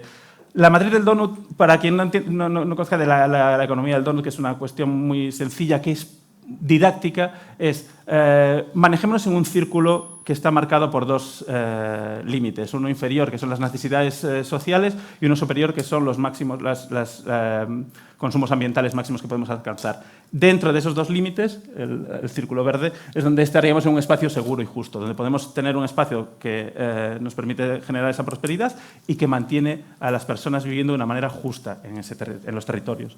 Esto aplicado al territorio precisamente nos permite hacerlo para cualquier tipo de plan, de planeamiento. ¿Qué nos permite? Nos permite, con estas dos características, jugar a una cosa que yo introduciría y a ver si sale en el debate, porque si mezclamos todas las presentaciones de hoy, sale la solución a todo. Ahora solo hay que mezclarlas bien y nos permitiría tener una herramienta que no solo cumple las legalidades, como bien decíais ahora finalmente, no solo cumple las legalidades, sino que por encima está trabajando con una coherencia para unos objetivos mayores, unos objetivos que son de conservación, regeneración ambiental y de sostenimiento de un estilo de vida, un modelo de vida para las personas. Todo lo que excede el techo ecológico es un problema. Esto es lo que entiende mi padre. Si está rojo, malo. Y todo lo que está por debajo del suelo social, malo también. Con esto podemos presentar documentos y cosas muy complejas al análisis a las personas y que puedan participar con nosotros en la toma de las decisiones para los objetivos que supuestamente tenemos. ¿Qué ocurre? Que es un dibujo. Si lo ponemos en lineal, pues ya tenemos una cosa así. Y si esto lo vamos más atrás, tenemos una Excel. Y si tenemos una Excel, tenemos vuestros sistemas de información geográfica mucho más complejos, con tablas vinculadas, todo lo que queráis. O sea, al final es lo mismo, pero hagamos el esfuerzo, hagamos ese trabajo que nos permite visualizar a las personas que no entienden, pero que probablemente tengan que tomar decisiones para ver si este planeamiento o esta figura es buena para nosotros o no, que nos lo diga también. Porque ahora lo fácil es decir, ¿es legal? Sí. Pero es bueno, no tenemos ningún criterio para decidir si es bueno o malo. ¿Cumple la norma? Aquí está. Ha cumplido. Entonces, es bueno, supuestamente. Y no es así. Una brújula que nos permite tomar decisiones nos permite tener criterios para tomar decisiones o para participar de esas decisiones. En definitiva, la matriz del donut, cualquier otro tipo de matriz, cualquier otro sistema que sea didáctico o acerque las cuestiones de el por qué y el para qué a la población, nos permite integrar y facilitar que otros participen con nosotros de la construcción que al final es para ellos. Y aquí vienen, voy a dar 3 ideas fuerza finales que quería dar, y es donde enlaza con esto último que acabo de comentar. Primero, no se trata de crecer, sino prosperar dentro de unos límites, y podemos discutir muchísimo, pero yo puedo defender bastante, o sea que estaría bien que hablásemos la matriz del donut, y puedo criticarla mucho también, o sea, si estoy del otro lado. O sea, que es muy interesante que generemos un debate, porque nos permitirá estarnos moviendo en alguna dirección y que hayamos dejado, por favor, ya de estar de acuerdo todos en que hay que cambiar esto. Bueno, pues venga, ¿cómo lo cambiamos? Así no. Me gusta mucho, cuando trabajaba con Manuel, él tiene un término que a lo mejor es más común entre todos ustedes, el documento mártir, ¿no? No hay un documento y destrocémoslo y empecemos a trabajar sobre algo. La segunda es que la matriz del donut es una idea solo para poder comunicarse con otra gente y que podemos ir trabajando, pero tenemos 2 cuestiones claras, que son un límite que no se puede superar y un límite que no podemos ir por debajo. Nos permite establecer una serie de coherencias a distintas escalas, y nos ayuda cuando hacemos zoom y se va detallando mucho más los indicadores, nos permite no entrar en absurdos que tenemos también, pues cuestiones como, vuelvo a la economía, porque es lo que estudié, economía circular, que una macroplanta de gestión de residuos no es economía circular por mucho que, si está mal ubicada, por mucho que participe de la recuperación de residuos. En el absurdo, el planeta ya es circular de por sí. Lo de los teléfonos que nos llevaremos, sacamos el coltán de África y acabará depositado de vuelta en África. O sea, es que es circular. Bueno, no, ¿queremos esta circularidad? No, quizás no tiene sentido. Y la última es que se ha demostrado que este otro modelo es posible. Este otro, no el de la matriz, sino el de trabajar por la prosperidad. Y lo ha demostrado, hay ejemplos varios, y yo podría decir aquí ahora, podemos hablar de Ámsterdam, Glasgow, algunas ciudades de los países nórdicos, pero también les puedo hablar de Luis. Luis tiene una quesería, Arqueixal, en Palas de Rei, que tiene desde hace años la regeneración de una aldea en donde solo con el número de vacas que puede permitir, con los pastos que tiene, y ha generado un movimiento todo en torno a esa aldea que tiene vida de nuevo. La de Cristina, en Mesía, que de una una herencia familiar de 300 hectáreas que tiene ecológico, para que las mantiene y las conserva y las regenera todos los años para que sus vacas puedan producir todos los productos de, quizás lo conozcan, Casa Grande de Sanceda. Muchas otras, que le podría dar 50.000 ejemplos, que no van al teórico, sino que vamos al terreno. Y entonces es donde les digo yo el paso siguiente, el último, el que quería comentar, con que se ha demostrado que otro modelo es posible, y no voy a poner los ejemplos de las ciudades bonitas. A lo mejor esas personas son las que tienen que estar en la participación, los que ya están haciendo lo que nosotros decimos que queremos hacer, los que están haciéndolo aún con todos los impedimentos que nosotros les ponemos. Están haciendo las cosas bien y nosotros no queremos que participen porque no entienden de lo que les estamos hablando. Y dices, no, es que esto es una cuestión legal muy complicada, esto es una cuestión urbanística muy complicada que tendrías que saber demasiado para entender. Entonces, venme a mirar solo de tu territorio. Por no ponerlo todo en positivo de lo que yo quería contarles, tenemos el reto de siempre, ¿vale? ¿Qué límites no debemos superar y cuáles no podemos descuidar? Yo trabajo en una fundación, se llama la Fundación Galicia Sustentable, desde hace no sé cuántos, ya muchos más años de los que nosotros llevamos aquí, está todo el mundo de acuerdo en la sostenibilidad, en satisfacer las necesidades presentes sin poner en entredicho la capacidad de las generaciones futuras de satisfacer sus propias necesidades. Que es como decir nada. O sea, qué bonito. ¿Cómo no vamos a estar de acuerdo? Con todas las frases que poníais al principio de las agendas, ¿no? ¿Cómo no vamos a estar de acuerdo? Pues es hora de que empecemos a ponerle el cascabel al gato un poco y digamos cuáles son los límites y mojémonos nosotros. Y nada más que decir. Muchas gracias. Muchas gracias, Marcos. La verdad que dentro de esa reflexión necesaria, o sea, nos hemos comido el tiempo, así que la ronda, las preguntas que teníamos ensayadas, esas que hemos estado durante 2 semanas practicando, las vamos a tirar a la basura y vamos a pasar el turno también a la gente y vamos a dejar que esto fluya porque yo creo que merece la pena, ¿no? De todas formas, quería lanzar pues, una última reflexión previa a que nos preguntéis o os preguntéis entre vosotras y tú, Marcos, y es esto último que acabas de apuntar, ¿no? O sea, qué complicado lo podemos llegar a hacer y qué complicado se lo ponemos muchas veces a nuestros propios vecinos o a la gente para la que en teoría estamos trabajando, ¿no? Esa superposición continua de normas, de miradas, que de alguna forma no hacen más que comprender el territorio de una forma absolutamente sectorizada, que nos impide comprender esa realidad y menos aún llegar a las personas que están haciendo o dándole valor a esos elementos que queremos preservar, proteger y gestionar, ¿no?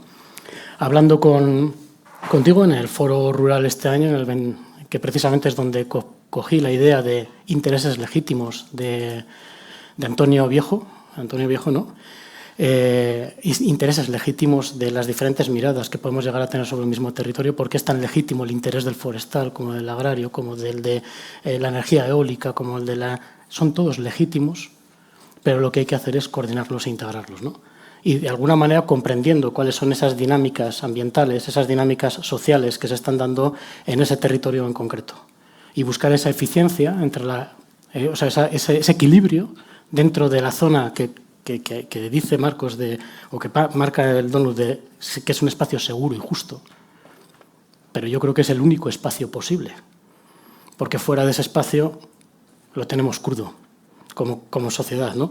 Entonces, entre la eficiencia ambiental y esa cohesión social necesaria que tenemos que buscar, ¿no? A mí me gustaría, tengo aquí varias preguntas ensayadas. Si queréis, continuamos con el paripé, pero creo que lo mejor es que, no sé si hay alguna pregunta por parte del público, tenemos media hora todavía hasta que nos echen. Vamos bastante bien de tiempo, lo podemos echar a perder y empezar a preguntarles a ellos. ¿Hay alguna pregunta por parte del público? No me lo puedo creer. Rafa. Si no os importa a la hora de lanzar la pregunta, entre vosotras también y Marcos también podéis preguntaros, ¿eh? Si veis que la gente no se anima a dar caña. Si no te importa, cuando cogéis el micrófono os presentáis y más o menos que sean preguntas. Rafa Darana, de GESPLAN. Yo quería hacer una pregunta a la compañera de GESPLAN, de Lanzarote y también Campiña Atlántica, ¿no? Porque un poco la pregunta va... digamos que la perspectiva medioambiental, que tú bien la nombrabas, conservar, preservar, ¿no? que de alguna manera se traslada a los planes de ordenación de los recursos naturales, porque lógicamente su finalidad principal es la conservación del medio ambiente, nos lleva muchas veces a lo que hablaba la compañera en la Campiña Atlántica, ¿no? A entender la agricultura o digamos, los agentes territoriales, ganaderos, agricultores, apicultores, etc., en ese concepto que en Canarias hemos utilizado muchísimo, ¿no? De agricultores tradicionales, ¿no? Que a mí me parece que hay que desterrarlo completamente, ¿no? Porque si hay valores ambientales que se conjugan con los recursos agrarios, forestales o ganaderos, lo que hay que hablar es de que los agricultores sean lo más sostenibles posible en sus prácticas y en su manejo, pero tienen derecho a la innovación, tienen derecho a hacer actividades empresariales lo mejor posible, ¿no? Eso sí, con las más altas exigencias. Pero yo cuando, o sea, me genera mucho, y yo lo he utilizado, yo lo he utilizado en la planificación, muchas veces ese concepto de agricultura tradicional o de preservar la agricultura tradicional. Y creo que ha sido muy dañino porque nos lleva a esa estantería, a fosilizar, a ese mundo idílico, ¿no? De decir la agricultura tradicional ya no existe, porque la sociedad campesina dejó hace muchos años de existir, ¿no? Existe una agricultura moderna y actual, ¿no? Entonces, ojo con esas terminologías porque creo que no ayudan, sino nos hacen que la planificación ambiental y la planificación sectorial sigan chocando, ¿no? Que las dos choquen contra los POR y tengamos esos problemas que al final también son problemas competenciales, porque al final es la Consejería de Agricultura contra la Consejería de Planificación, ¿no? Y eso hay que superarlo. No, era una reflexión. Una reflexión, vale. Reflexión en torno a las dos ponencias. Vale, perdón. Pensé que lanzabas una pregunta en concreto. Creo que la reflexión va completamente alineada, ¿no?, con lo que de alguna manera hemos estado hablando. No sé si... Disculpa, por dar voz, no sé si hay alguien que quiera hacer alguna otra pregunta. ¿No? Yo lanzo, si no le dejamos a Rafa que siga con la reflexión. Aquí hay una pregunta. Manuel, sí. solo quiero puntualizar, o sea, que muchas veces hablamos de agricultura tradicional, pero lo relacionamos con una agricultura intensiva. Pero también existe una agricultura, una agroganadería extensiva, ¿no?, que es mucho más respetuosa con el medio ambiente. Entonces, igual habría que matizar esa agricultura tradicional en qué consiste. Me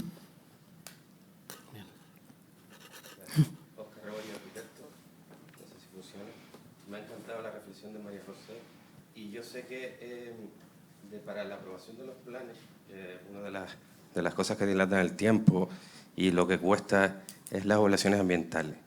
¿Cómo ves las evaluaciones ambientales en los documentos estratégicos? ¿Lo es necesario? Europa está pidiendo que se haga por lo menos una especie de chequeo, de unos cuestionarios. No sé cómo lo ves tú.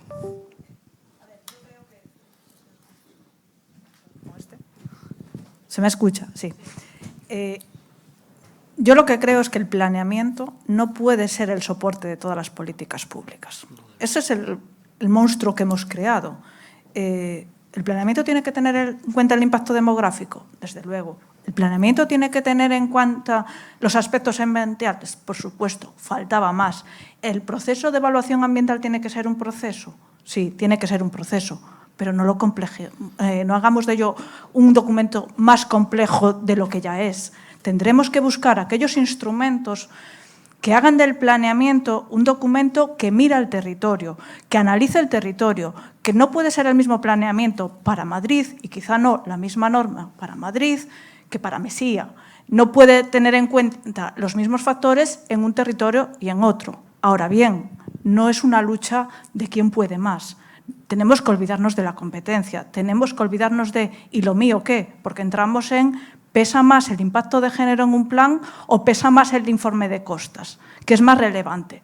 Pues seguramente es tan importante tener en cuenta un urbanismo para las personas, con todo la controversia que puede haber sobre la palabra género o no género y si el urbanismo de género va más allá de la igualdad entre hombres y mujeres, que proteger nuestra costa. A algunas cuestiones estamos más acostumbrados porque se han implantado más tempranamente y otras se van incorporando porque la sociedad ha cambiado y nos damos cuenta de que hay cosas que hemos dado por sentadas y sobre las que hay que reflexionar. Hay que hacer ese análisis de territorio. Pero, desde luego, a mi modo de ver, si queremos que el plan sobreviva, no podemos cargarlo más. No puede ser el plan el que ejecute todas aquellas políticas públicas que las administraciones responsables de tutelar esos intereses, esas competencias, no han llevado a cabo. Gracias, no sé si he dado respuesta a tu... Sí, y no, incluso esos documentos estratégicos, las agendas urbanas, etcétera, como no son planes, y la ley de evaluación ambiental te dice planes y programas, gracias a Dios, no son sometidos a informes sectoriales, etcétera. Gracias a esos planes estratégicos se están ejecutando acciones, etcétera, ¿no? No sé si, esperemos que no lleguen a obligarles a que se sometan a esos informes sectoriales. No hay por qué normativizarlo todo, a mi modo de ver. No se trata, lo que decía Marcos, no se trata de que sea solo legal. Es que en estos momentos estamos más preocupados por recabar todos los informes, que no se nos olvide ninguno, por tramitar todo el procedimiento reglado que tenemos establecido, por bucear entre los miles de decretos y reales decretos que nos imponen obligaciones que descubres cada vez que tramitas un plan nuevo, que realmente por hacer una ordenación que dé respuesta a esa conjugación de intereses generales e intereses particulares, que dé lugar a una ordenación que cumpla los parámetros que establecía Marcos. Nos hemos olvidado de eso. Nos hemos olvidado de lo importante, que es la ordenación. Y estamos en una maraña de procedimiento en el que lo importante es cumplir los 45 días de información pública o los 2 meses y publicar en todos los diarios. Da igual que nadie se entere. Yo he cumplido, aquí tengo el anuncio. Hombre, no. Igual lo importante es que la ciudadanía se lo crea, que eso aligerará el peso del planeamiento. el ejemplo del reciclaje que ponía antes, el lenguaje sencillo del que hablaba Marcos. Los niños identifican los colores y mis hijas me protestan, que no, mamá, que ese envase no va ahí. ¿Por qué? Porque alguien se lo ha enseñado en un lenguaje fácil, en un lenguaje sencillo, en el cole, desde pequeñitos. Seguridad vial. ¿A qué colegio no va un policía municipal a darle unas pautas de seguridad vial? ¿Alguien va a explicarles que pueden pensar en qué ciudad quieren vivir o en qué pueblo quieren vivir? No, es inédito. Y no está en nuestro horizonte. En nuestro horizonte está en a ver quién puede más. Y si la Consejería de Patrimonio, el Ministerio, y el que se ha equivocado, y el Ayuntamiento, y cumplimos el trámite de información pública porque la consultora a la que hemos encargado el planeamiento hace unas reuniones en locales de vecinos a las 8 de la tarde, donde nadie está disponible o dispuesto a perder su tiempo en ir, y hemos cumplido el trámite de información pública. Pero es que en las agendas urbanas replicamos el modelo. Es que para que nos den la subvención, María José, tienes que entender que tengo que hacer unas reuniones y tengo que hacerlas en esta semana. De verdad. En este sentido, quiero hacer un apunte que me hice antes cuando hablaste, ¿no, María José? Perfecto, y además me parece que se merece casi un aplauso solamente la intervención que acaba de hacer ahora, ¿verdad? Venga, vamos a dárselo, porque creo que está, podemos estar muy de acuerdo o de acuerdo en todo. Y hay una cosa que sí que creo que tenemos que plantearnos. Y desde un punto de vista de la justicia hacia lo que son las agendas urbanas de planteamiento y lo que han supuesto las agendas urbanas desde que se empezaron a plantear en estos momentos. Hace unos pocos días, y luego Marcos tiene la palabra, que me lo ha pedido, y aparte por alusiones, hace unos pocos días tuvimos el tercer foro urbano en Coruña. En una de las mesas estaba el alcalde de Gea de Albarracín. Yo creo que algunas de las personas que estáis aquí asistentes le pudisteis escuchar. Es un alcalde de un pequeño municipio en el que es cierto, y él lo reconoce, ha podido llevar a cabo determinadas actuaciones porque ha llegado estos fondos que le han permitido hacer su plan, su agenda. Pero en este caso, en este municipio, esa agenda se ha convertido en la agenda política y en la agenda que va a los consejos de gobierno del ayuntamiento, a las, ¿cómo se llama?, las juntas de gobierno, ¿no? Y que está ahí abierto a los ciudadanos. Y los ciudadanos que han participado y la ciudadanía que ha participado pregunta qué hay de lo mío, pero lo mío es lo que se ha construido de forma colectiva. Y los presupuestos y las actuaciones de cada año de ese ayuntamiento, de ese pequeño ayuntamiento, se hacen en base a las acciones que han salido ahí. Entonces, estoy completamente de acuerdo que hay diferentes escalas, diferentes territorios. Me parece que no deberíamos demonizar esta figura de las agendas urbanas o agendas territoriales o agendas regionales, porque al final es ese tiempo que nos damos, que se construye de abajo arriba, que es cierto que no hay informes sectoriales, porque los sectoriales participan en el proceso de construcción de esa agenda. No están incorporándose desde un punto de vista inquisitorio para ver si has tenido en cuenta mi mirada sectorial, sino están confrontando con otros intereses legítimos, conflictos, en determinados lugares. Y es ahí donde, desde mi punto de vista, tenemos que recuperar el papel del liderazgo de la ordenación del territorio. Que seamos capaces, en base a los indicadores que han ido saliendo aquí, de estos límites ambientales o sociales, ir ayudando y arbitrando esos conflictos para que en cada momento y en cada lugar se haga lo mejor posible. Se aporte la mejor solución, porque pueden ser concurrentes en el tiempo o no necesariamente, pero pueden plantear soluciones para ese espacio. Disculpa, Marcos, que tenía ahí esta reflexión sobre Gea de Albarracín, creo que era Gea de Albarracín, no recuerdo el nombre del alcalde, os animo a que lo consultéis, cuando antes ha intervenido María José y ahora a raíz del comentario creía necesario y justo sacarlo adelante, Marcos. Luego... Vale. Dos cosas muy sencillas, porque yo empecé a trabajar, me acerqué al urbanismo porque estaba en evaluación, trabajaba en evaluación de la sostenibilidad, entonces trabajé aquí en Galicia en la evaluación ambiental estratégica. Y lo más rompedor que hicimos nosotros aquí fue introducir un análisis de la coherencia de tu plan. Me tienes que dar un informe que me digas cómo lo que tú estás proponiendo cumple los objetivos que me estás diciendo. Y era imposible de cumplir. O sea, hacía tiempo, era hace mucho tiempo, porque poníamos, en algunos aún veníamos con los acetatos que se ponían encima para ver las zonas, o sea que imagínate. Bueno, pero muchas veces nos falta esa parte. ¿Tú estás haciendo, con esto te crees que haces lo que dices que quieres hacer? No. Bueno, pues ese es tan sencillo. En las DOT había también el análisis de compatibilidad estratégica. Podríamos poner sobre la mesa algunos haces de estos Sí. que el Muy papel curioso. todo lo aguanta. Pero quiero decir una cosa muy sencilla para que abráis la mente también y miréis en otros sitios y sobre todo los jurídicos en esto, porque esto lo ha resuelto Hacienda y es muy fácil. Pocos aquí somos capaces de falsear la declaración de la renta y es una declaración. Y anda que meten ahí a grandes empresarios, pequeños empresarios, da igual lo que estés haciendo, te da una declaración, cumples unos puntos, si estás en este tramo pagas esto, como te pille, te cruje, pues lo mismo con este tipo de problemas de los sectoriales o lo que sea. Si no somos tan paternalistas, bueno, que queremos que se haga bien a priori, o sea, dime que lo vas a hacer bien, porque después ya no sabemos lo que vas a hacer. Pero, sin embargo, para una de las cuestiones más fundamentales, que la recaudación de impuestos está resuelto ya con cuestiones de variables, dependiendo de tus condiciones personales, y después no somos capaces de decir que una aldea tiene un planeamiento diferente que una gran ciudad, porque no sabemos cómo hacerlo. Bueno, pues hay sitios donde mirar, pero no es para vosotros. No, estaba criticando en alto.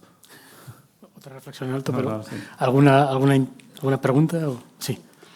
Yo, por cerrar este tema, por lo menos desde aquí, salvo que el público diga otra cosa, muy brevemente, tengo a mi compañero Javi Camino ahí. Nosotros empezamos, bueno, él no, pero yo empecé haciendo informes para lo que se llamaba en Canarias la CONMAT, que era quien aprobaba los planes territoriales y urbanísticos.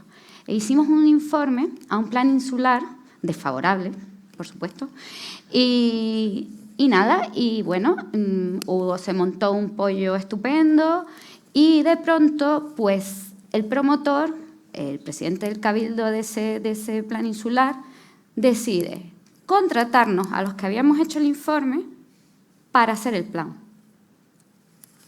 Ni mi compañero aquí presente ni yo supimos subsanarnos a nosotros mismos. Fuimos incapaces. Nuestra perspectiva de cómo informar, pero también de cómo planificar, cambió radicalmente a partir de aquella experiencia. Por otro lado, me gustaría comentar muy brevemente, Marco, tuviste una ventaja que nos escuchaste a todos y pudiste criticarnos, pero no. Totalmente de acuerdo contigo con que los documentos son accesibles, tienen que ser accesibles y se tienen que comprender y que hay que escuchar a la gente a la que está en esto. Completamente de acuerdo y así tratamos de trabajar. Otra cosa es que si la presentas como ponencia, para que te la cojan le tienes que poner palabrejas porque si no, no hay manera. ¿Ya quieres una subvención? Bueno. Y para terminar, yo pensé cuando intervino María José que iba a estar súper en desacuerdo con ella y resulta que estoy de acuerdo con casi todo, ¿no? Con casi todo porque yo reconozco que últimamente me pongo muy nerviosa cuando oigo la expresión seguridad jurídica. Me pone mala, me sale urticaria, pero completamente. ¿Por qué? Porque es que nada hay seguro jurídicamente. Nada hay seguro jurídicamente. Yo creo que más importante que la seguridad jurídica, los pendientes.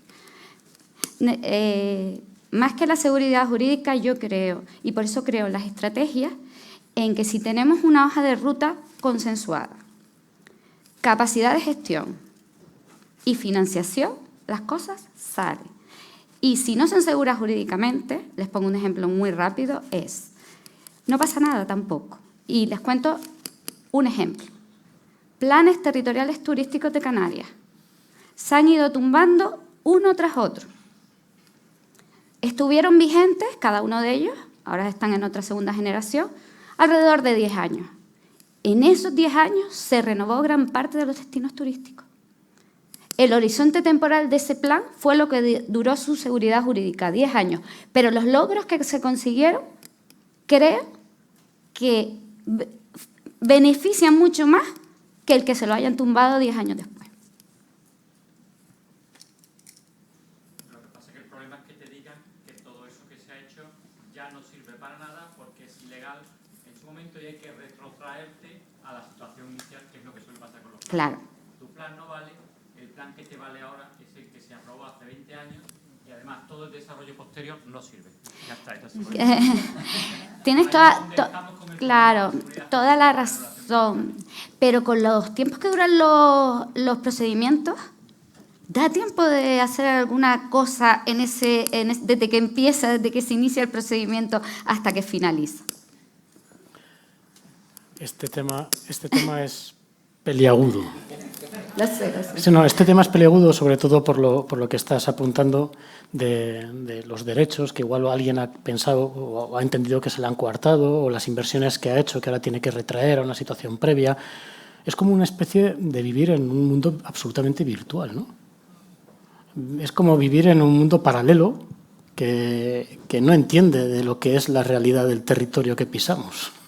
Entonces, yo creo que ahí debemos de abogar voy a tomar la primera pregunta que teníamos, nos quedan 10 minutitos escasos para acabar en tiempo, pero me parece que esta reflexión que lanzas, la que ha comentado Marcos, y si lo estamos haciendo en un modelo mal, o sea, porque realmente estamos pensando en una situación, una sociedad y en un territorio que ya no es, o no debemos de seguir percibiéndolo como lo hemos estado percibiendo hasta ahora.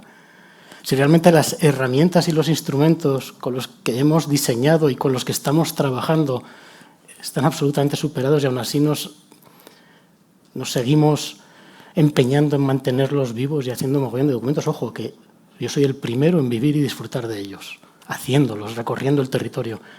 Pero como hablábamos con Marcos y como intuido también cuando hablamos de no fosilizar el territorio o de esta necesidad de dinamismo en la seguridad jurídica y la mirada, todas las cuestiones que habéis ido planteando, ¿no? Miradas multiescalares y trazabilidad, me parece que lo que tenemos que entender es ese papel de liderazgo de la ordenación del territorio no como una mirada sectorial más que se impone, sino como una mirada que acompaña con criterio. Y para tener criterio hay que saber de dónde venimos y hacia dónde vamos, cuáles son esos objetivos, cuáles son los usos, los elementos y las cuestiones que tenemos que poner en valor en cada momento, en cada contexto. Pero hablar de esto implica hablar, cuando ponemos el término de seguridad jurídica, implica o puede implicar una hiperregulación que nos lleva a esa cuestión de la normativa perversa, ¿no? Esas reglas rígidas, esa protección pasiva de carácter preventivo y coercitivo en vez de educativo, ¿no? De poner en valor lo que realmente se estaba haciendo bien. Que decía, bueno, de alguna manera María José entendía que podías, cuando abogaba sobre esa educación, en esa línea, ¿no? Cuando Nagore hablaba de la protección pasiva que mata el paisaje, de alguna forma por esa superposición continua, y cuando Marcos hablabas de esa coherencia para actuar dentro de ese espacio, que no nos engañemos, es el único espacio que tenemos para garantizar nuestra supervivencia. Y quiero remarcar eso. O sea, no estamos jugando a otra cosa. Estamos jugando a garantizar nuestra supervivencia entre la eficiencia ambiental y la cohesión social. Y ahí, cuando nos empezamos a pensar que pues, esos son los problemas, me parece intuir que pueden parecer que son objetivos contradictorios. Yo os quería preguntar, y para empezar a terminar de alguna manera, ¿son contradictorios estos objetivos? Esa seguridad jurídica, que puede ser una seguridad jurídica simplemente porque tenemos herramientas de gestión dinámica suficientemente objetivas, trazables, que nos permitan tomar la mejor decisión en cada momento, con el libre albedrío que se puede llegar a suponer, ¿no? Esas decisiones alternativas, esa búsqueda de simplificación. No sé, me gustaría que me dijerais si veis que entre todas las cuestiones que parece que estamos de acuerdo puede haber contradicciones. Si entendéis que con las figuras que tenemos y las herramientas que tenemos capacidad ahora mismo para trabajar, si tenemos que repensarlas. Si en ese repensar, esta mañana escuchamos a Jorge, ¿no? Estuvisteis en la ponencia en la que es capaz de hacer un modelo de fluidos. Somos capaces de modelizar esas cuestiones, somos capaces de modelizar temas tremendamente complejos, no somos capaces de modelizar o de ir haciendo una evaluación y un seguimiento continuo y continuado. Esta mañana en la comida debatíamos y cuando todos usamos, simplifico muy brevemente, ¿no?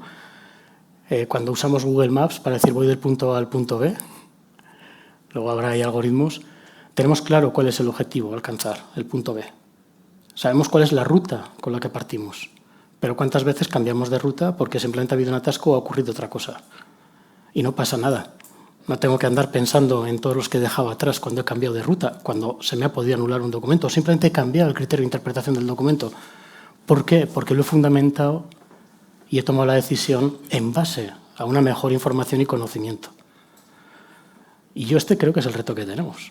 poner sobre la mesa esa información, ese conocimiento. Me gustaría que hicierais no sé, si queréis coger el testigo y si no, vamos todos a cenar ya tranquilamente. Pero si antes de cerrar también me gustaría que concluyáis igual una ronda rápida por cada una y cada uno, vamos, y por ti, Marcos, con una reflexión final y un titular también, y tratar de contestar a estas preguntas. Extenderos lo que queráis, que hasta que no nos echen... Venga. Pues empiezo yo por ser la primera ya. Quiero coger el testigo de lo que ha dicho Marcos porque me ha parecido el ejemplo perfecto. Y no quiero ser yo, aunque me recordaréis, como la pesada de la formación y la educación. ¿Por qué pagamos Hacienda? Porque Hacienda somos todos. ¿Y por qué somos todos Hacienda? No por ese eslogan que quitó Hacienda Tributaria como campaña publicitaria. Porque somos todos, porque Hacienda me sanciona. Porque si yo incumplo, yo no hago las declaraciones de Hacienda, al año siguiente recibo una notificación. ¿Qué pasa con una parte que tenemos olvidada? La disciplina urbanística. Es formación. No se trata de la excavadora tirando casas. Es que si yo traslado el mensaje a la población de que yo apruebo un plan, se ejecuta porque se transforma suelo, es nuevo, en el urbanismo de expansión, o ahora que hemos repensado y nos damos cuenta de que es un mal modelo, se ejecuta porque en el centro de la ciudad hago algo en un ámbito muy degradado y regenero, y permito que cada cual haga lo que quiere y no pasa nada. ¿Cuántas viviendas ilegales hay en España? ¿Por qué muchos planes han anulado? ¿En qué situación están muchas de las viviendas? ¿Y hay disciplina urbanística? Llevamos décadas de indisciplina urbanística. Y si no hay disciplina, si no hay sanción, si no hay consecuencias al incumplimiento de la norma, puedo aprobar normas hasta el infinito. ¿Por qué en Hacienda funciona? Porque ejercen la disciplina. Y eso es formación. La formación no es ir a darle una charla a la asociación de vecinos. Va mucho más allá. No es solo educar a los niños para las sociedades del futuro, que también, pero se educa cuando se ejecuta. Además, la disciplina urbanística tiene una parte muy agradecida. Es la peor rama, a mi modo de ver, del urbanismo, donde no se puede comparar con el planeamiento. Ahora bien, no hay parte del urbanismo más pedagógica. Cuando yo empecé a trabajar en urbanismo, una cosa, recuerdo que, claro, lo que yo había estudiado, lo que yo había preparado para mi oposición y la realidad, y yo empecé a abrir aquellos armarios llenos de expedientes en papel. Y al principio venían mis usuarios, los infractores, y me decían, ¿qué tengo que hacer? Y yo recuerdo mensaje de, cuando yo decía demoler, la palabra demoler, se reían en mi cara y se iban convencidos de que no iba a pasar nada. Convencidísimos. Y a poco que hagas, las preguntas empezaron a cambiar. ¿Cómo puedo legalizar? ¿Qué parte tengo que demoler? No hay cosa más formativa que la parte punitiva. Tristemente funcionamos así. Ahora salimos de noche y no llevamos el coche. ¿Por qué? Porque estamos más concienciados. Igual sí, después de tantos años. Pero al principio, ¿por qué? Porque tráfico me sancionaba y me quitaba puntos. De eso también va la formación. Y tenemos que, si de verdad queremos un urbanismo que funcione, tiene que funcionar en todos sus componentes. Por tanto, el mensaje es, yo creo que tenemos herramientas. Yo creo que quizá haya herramientas que moldear, pero no tenemos que inventar nada más. Decían a la mañana en una de las intervenciones, y está todo inventado. Hay que coger aquellos aspectos de lo que funcionan y saber usarlos, ¿no? Hay que coger aquellos habitantes que hacen algo por nuestro territorio y escucharlos. No podemos ir a una reunión sobre el futuro plan general y hablar de aprovechamiento miedo y aprovechamiento tipo, está claro. Tendremos que decirle, tú quieres un carril bici, qué movilidad quieres, qué te gustaría para tu día a día y qué respuestas no te da el sitio donde vives. Y a partir de ahí empezamos a construir y empezamos a dialogar. No me enrollo más. Perfecto, muchas gracias. En nuestro caso particular, aun compartiendo la cuestión de la nulidad y que nos sobrevuela a todos, consideramos que no puede ser un yugo en el modelo que nosotros planteamos. Optamos por intentar reforzar el planeamiento con esa trazabilidad y esa posibilidad de rastrear cada decisión que tomamos de forma mucho más transparente, y de esa forma intentaremos, en el recorrido del trabajo que estamos llevando a cabo, que no sea objeto de nulidad a posteriori, pero es que esas son cuestiones que nos exceden. Yo prefiero no pensar en eso, continuar con la mayor solidez técnica y jurídica posible en los trabajos, intentando ser ambiciosos en el sentido de que la ley, cuando te plantea la zonificación del plan insular, puede ser tanto la situación actual como la potencialidad de cada parte del territorio, optando a la potencialidad siempre que se pueda. Y bueno, nuestra opción es esa, apostar por la seguridad en cuanto a la solvencia del documento, haciendo que sea lo suficientemente armado como para intentar evitar que ocurra. Ahora si ocurre ya, pues volvemos a la casilla de salida. Bueno, yo subrayar, la ordenación del territorio es una política pública, ¿no? Entonces, tenemos que tener voluntad política. Y cuando no la hay, es cuando digo, jolines, esta determinación tenía que ser vinculante, ¿no? O sea, por ejemplo, en Euskadi, las directrices de ordenación del territorio tienen unas determinaciones recomendatorias y otras vinculantes. El cambio climático. Es recomendatorio, las determinaciones relacionadas con el cambio climático son recomendatorias. Y digo yo, no es un fenómeno, ¿no?, que estamos viviendo que debería recogerse de forma vinculante. Por lo tanto, yo tengo también ahí mi pelea interna de si la ordenación del territorio tiene que ser algo más atado, más vinculante o más flexible. Y bueno, menos mal que nos han presentado en este caso esta estrategia con esa hoja de ruta y con esos presupuestos aprobados, ¿no?, que se ve la luz también con ese enfoque estratégico que las cosas pueden salir. Gracias. La estrategia canaria de reto demográfico va a tener como resultado que se iniciará el año que viene también una ley de reto en Canarias. Y, por tanto, estoy absolutamente de acuerdo que hay cosas que hay que regular, porque si no son muy difíciles de que se lleven a cabo si no tienen su refrendo legal. Dicho lo cual, la estrategia de reto demográfico y, en general, en aquellos documentos donde el equipo con el que suelo trabajar aboga más que por sancionar, por incentivar a hacerlo bien. Son políticas distintas.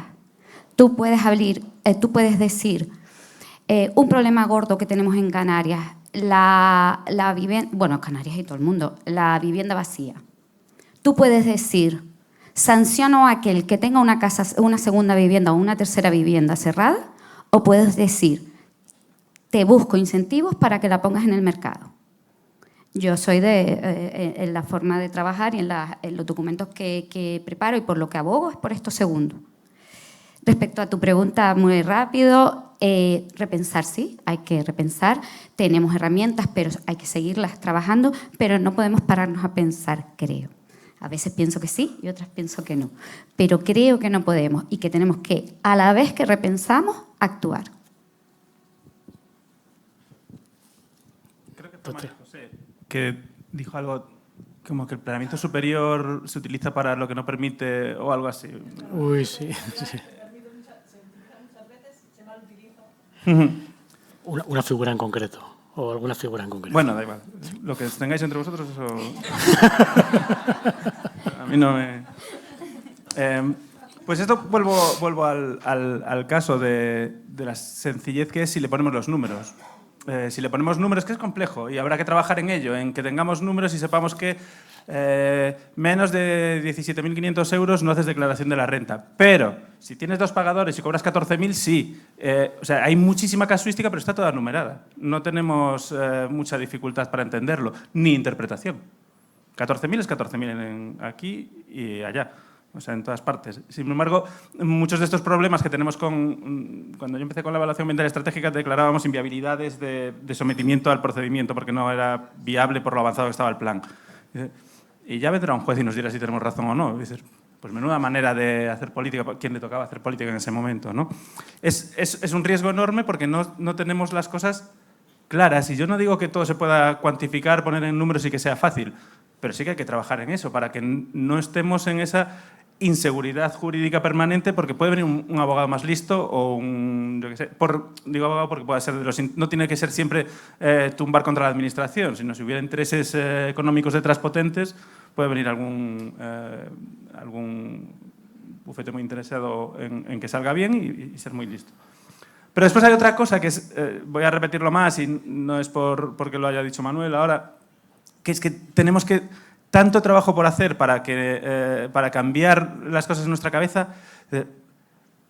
Si es compatible el objetivo de la seguridad jurídica. La seguridad jurídica no puede ser un objetivo. No es un objetivo. Yo no he pedido aquí un papel antes de venir y dice, por favor, denme un documento que me certifiquen que nadie me va a matar. Ya hay una ley que dice que después atended a las consecuencias, ¿no? Si podemos llegar al absurdo muy fácilmente. La seguridad jurídica no puede ser un objetivo. Completamente de acuerdo. Cualquiera lo discute arriesgándome a la muerte aquí. No, estoy completamente de acuerdo. Yo creo que hay una cuestión, ya para concluir, estamos solamente 5 minutos por encima del horario. Esto es todo un récord en este congreso, que solemos acabar 1 hora más tarde habitualmente, así que a riesgo de que todavía nos estiremos un poquito, quería remarcar con estas cuestiones que habéis ido comentando, me quedo con una serie de frases o de temas. Las herramientas las tenemos, posiblemente, o sea, las tenemos. Has comentado, María José, que hay que saber usarlas. Yo diría lo que le he dicho muchas veces a algunas de las personas para las que he trabajado elaborando estas herramientas, no solamente hay que saberlas usar, hay que querer aplicarlas, que tiene que ver con lo segundo que habéis apuntado, ¿no? Que es, no solamente tengo un plan, sino que además me lo creo y lo voy a llevar a cabo. O sea, tengo un plan, me lo creo y lo voy a llevar a cabo. ¿Y cómo lo voy a llevar a cabo? Porque tengo un objetivo y soy capaz de evaluarlo y de medirlo. Y además no tengo ningún tipo de complejo a la hora de evaluar y reconocer que igual hoy tomé una decisión equivocada. ¿Cuándo soy capaz de juzgar que hoy he tomado una decisión equivocada? Pues dentro de un mes, o dentro de 15 días, o dentro de un año. ¿Por qué? Porque he sido capaz de medir las consecuencias de mis acciones en base a esos indicadores que hemos estado inventariando y cogiendo de un escenario, de un diagnóstico cuando estábamos haciendo el plan y de una consecuencia de llevar a cabo determinadas actuaciones en base, en teoría, a ese plan y a esa norma. Entonces yo creo que eso es importante, que es el rastrear esas decisiones. El construir indicadores, no por construirlos, sino porque nos están diciendo cómo nos aproximamos a alcanzar ese objetivo. Yo, aquí, con todo el respeto del mundo a los que realmente se dedican a eso, me gusta decir, soy el eterno aprendiz de agricultor, ¿no? Y en la agricultura, cuando siembras algo y se tuerce, le pones un tutor, que de alguna manera lo reconduce. Siempre pongo el mismo ejemplo. Ese tutor o esa guía que de alguna manera reconduce, de alguna forma, la manera en la que está creciendo, desarrollándose algo que hemos sembrado y algo a lo que le hemos dedicado toda la energía del mundo para que brote, en un momento determinado se puede torcer, pero somos capaces de medirlo en base a esos indicadores que nos están diciendo que tiene que crecer así. Y metemos factores de corrección que socialmente se pueden aceptar mediante esas comisiones de coordinación, de seguimiento, de evaluación. Pero es que eso implica trabajar a la administración pública y a la sociedad. Más allá de... Implica trabajar, y termino en otra cosa que también tengo dicho muchas veces a las administraciones y a mis mayores políticos con los que en un momento he trabajado, ¿no? Cuando te dicen, no, pero si esto la ley dice que puedo hacerlo. ¿Es legal? Digo, sí, puedes. La segunda pregunta es, ¿debes?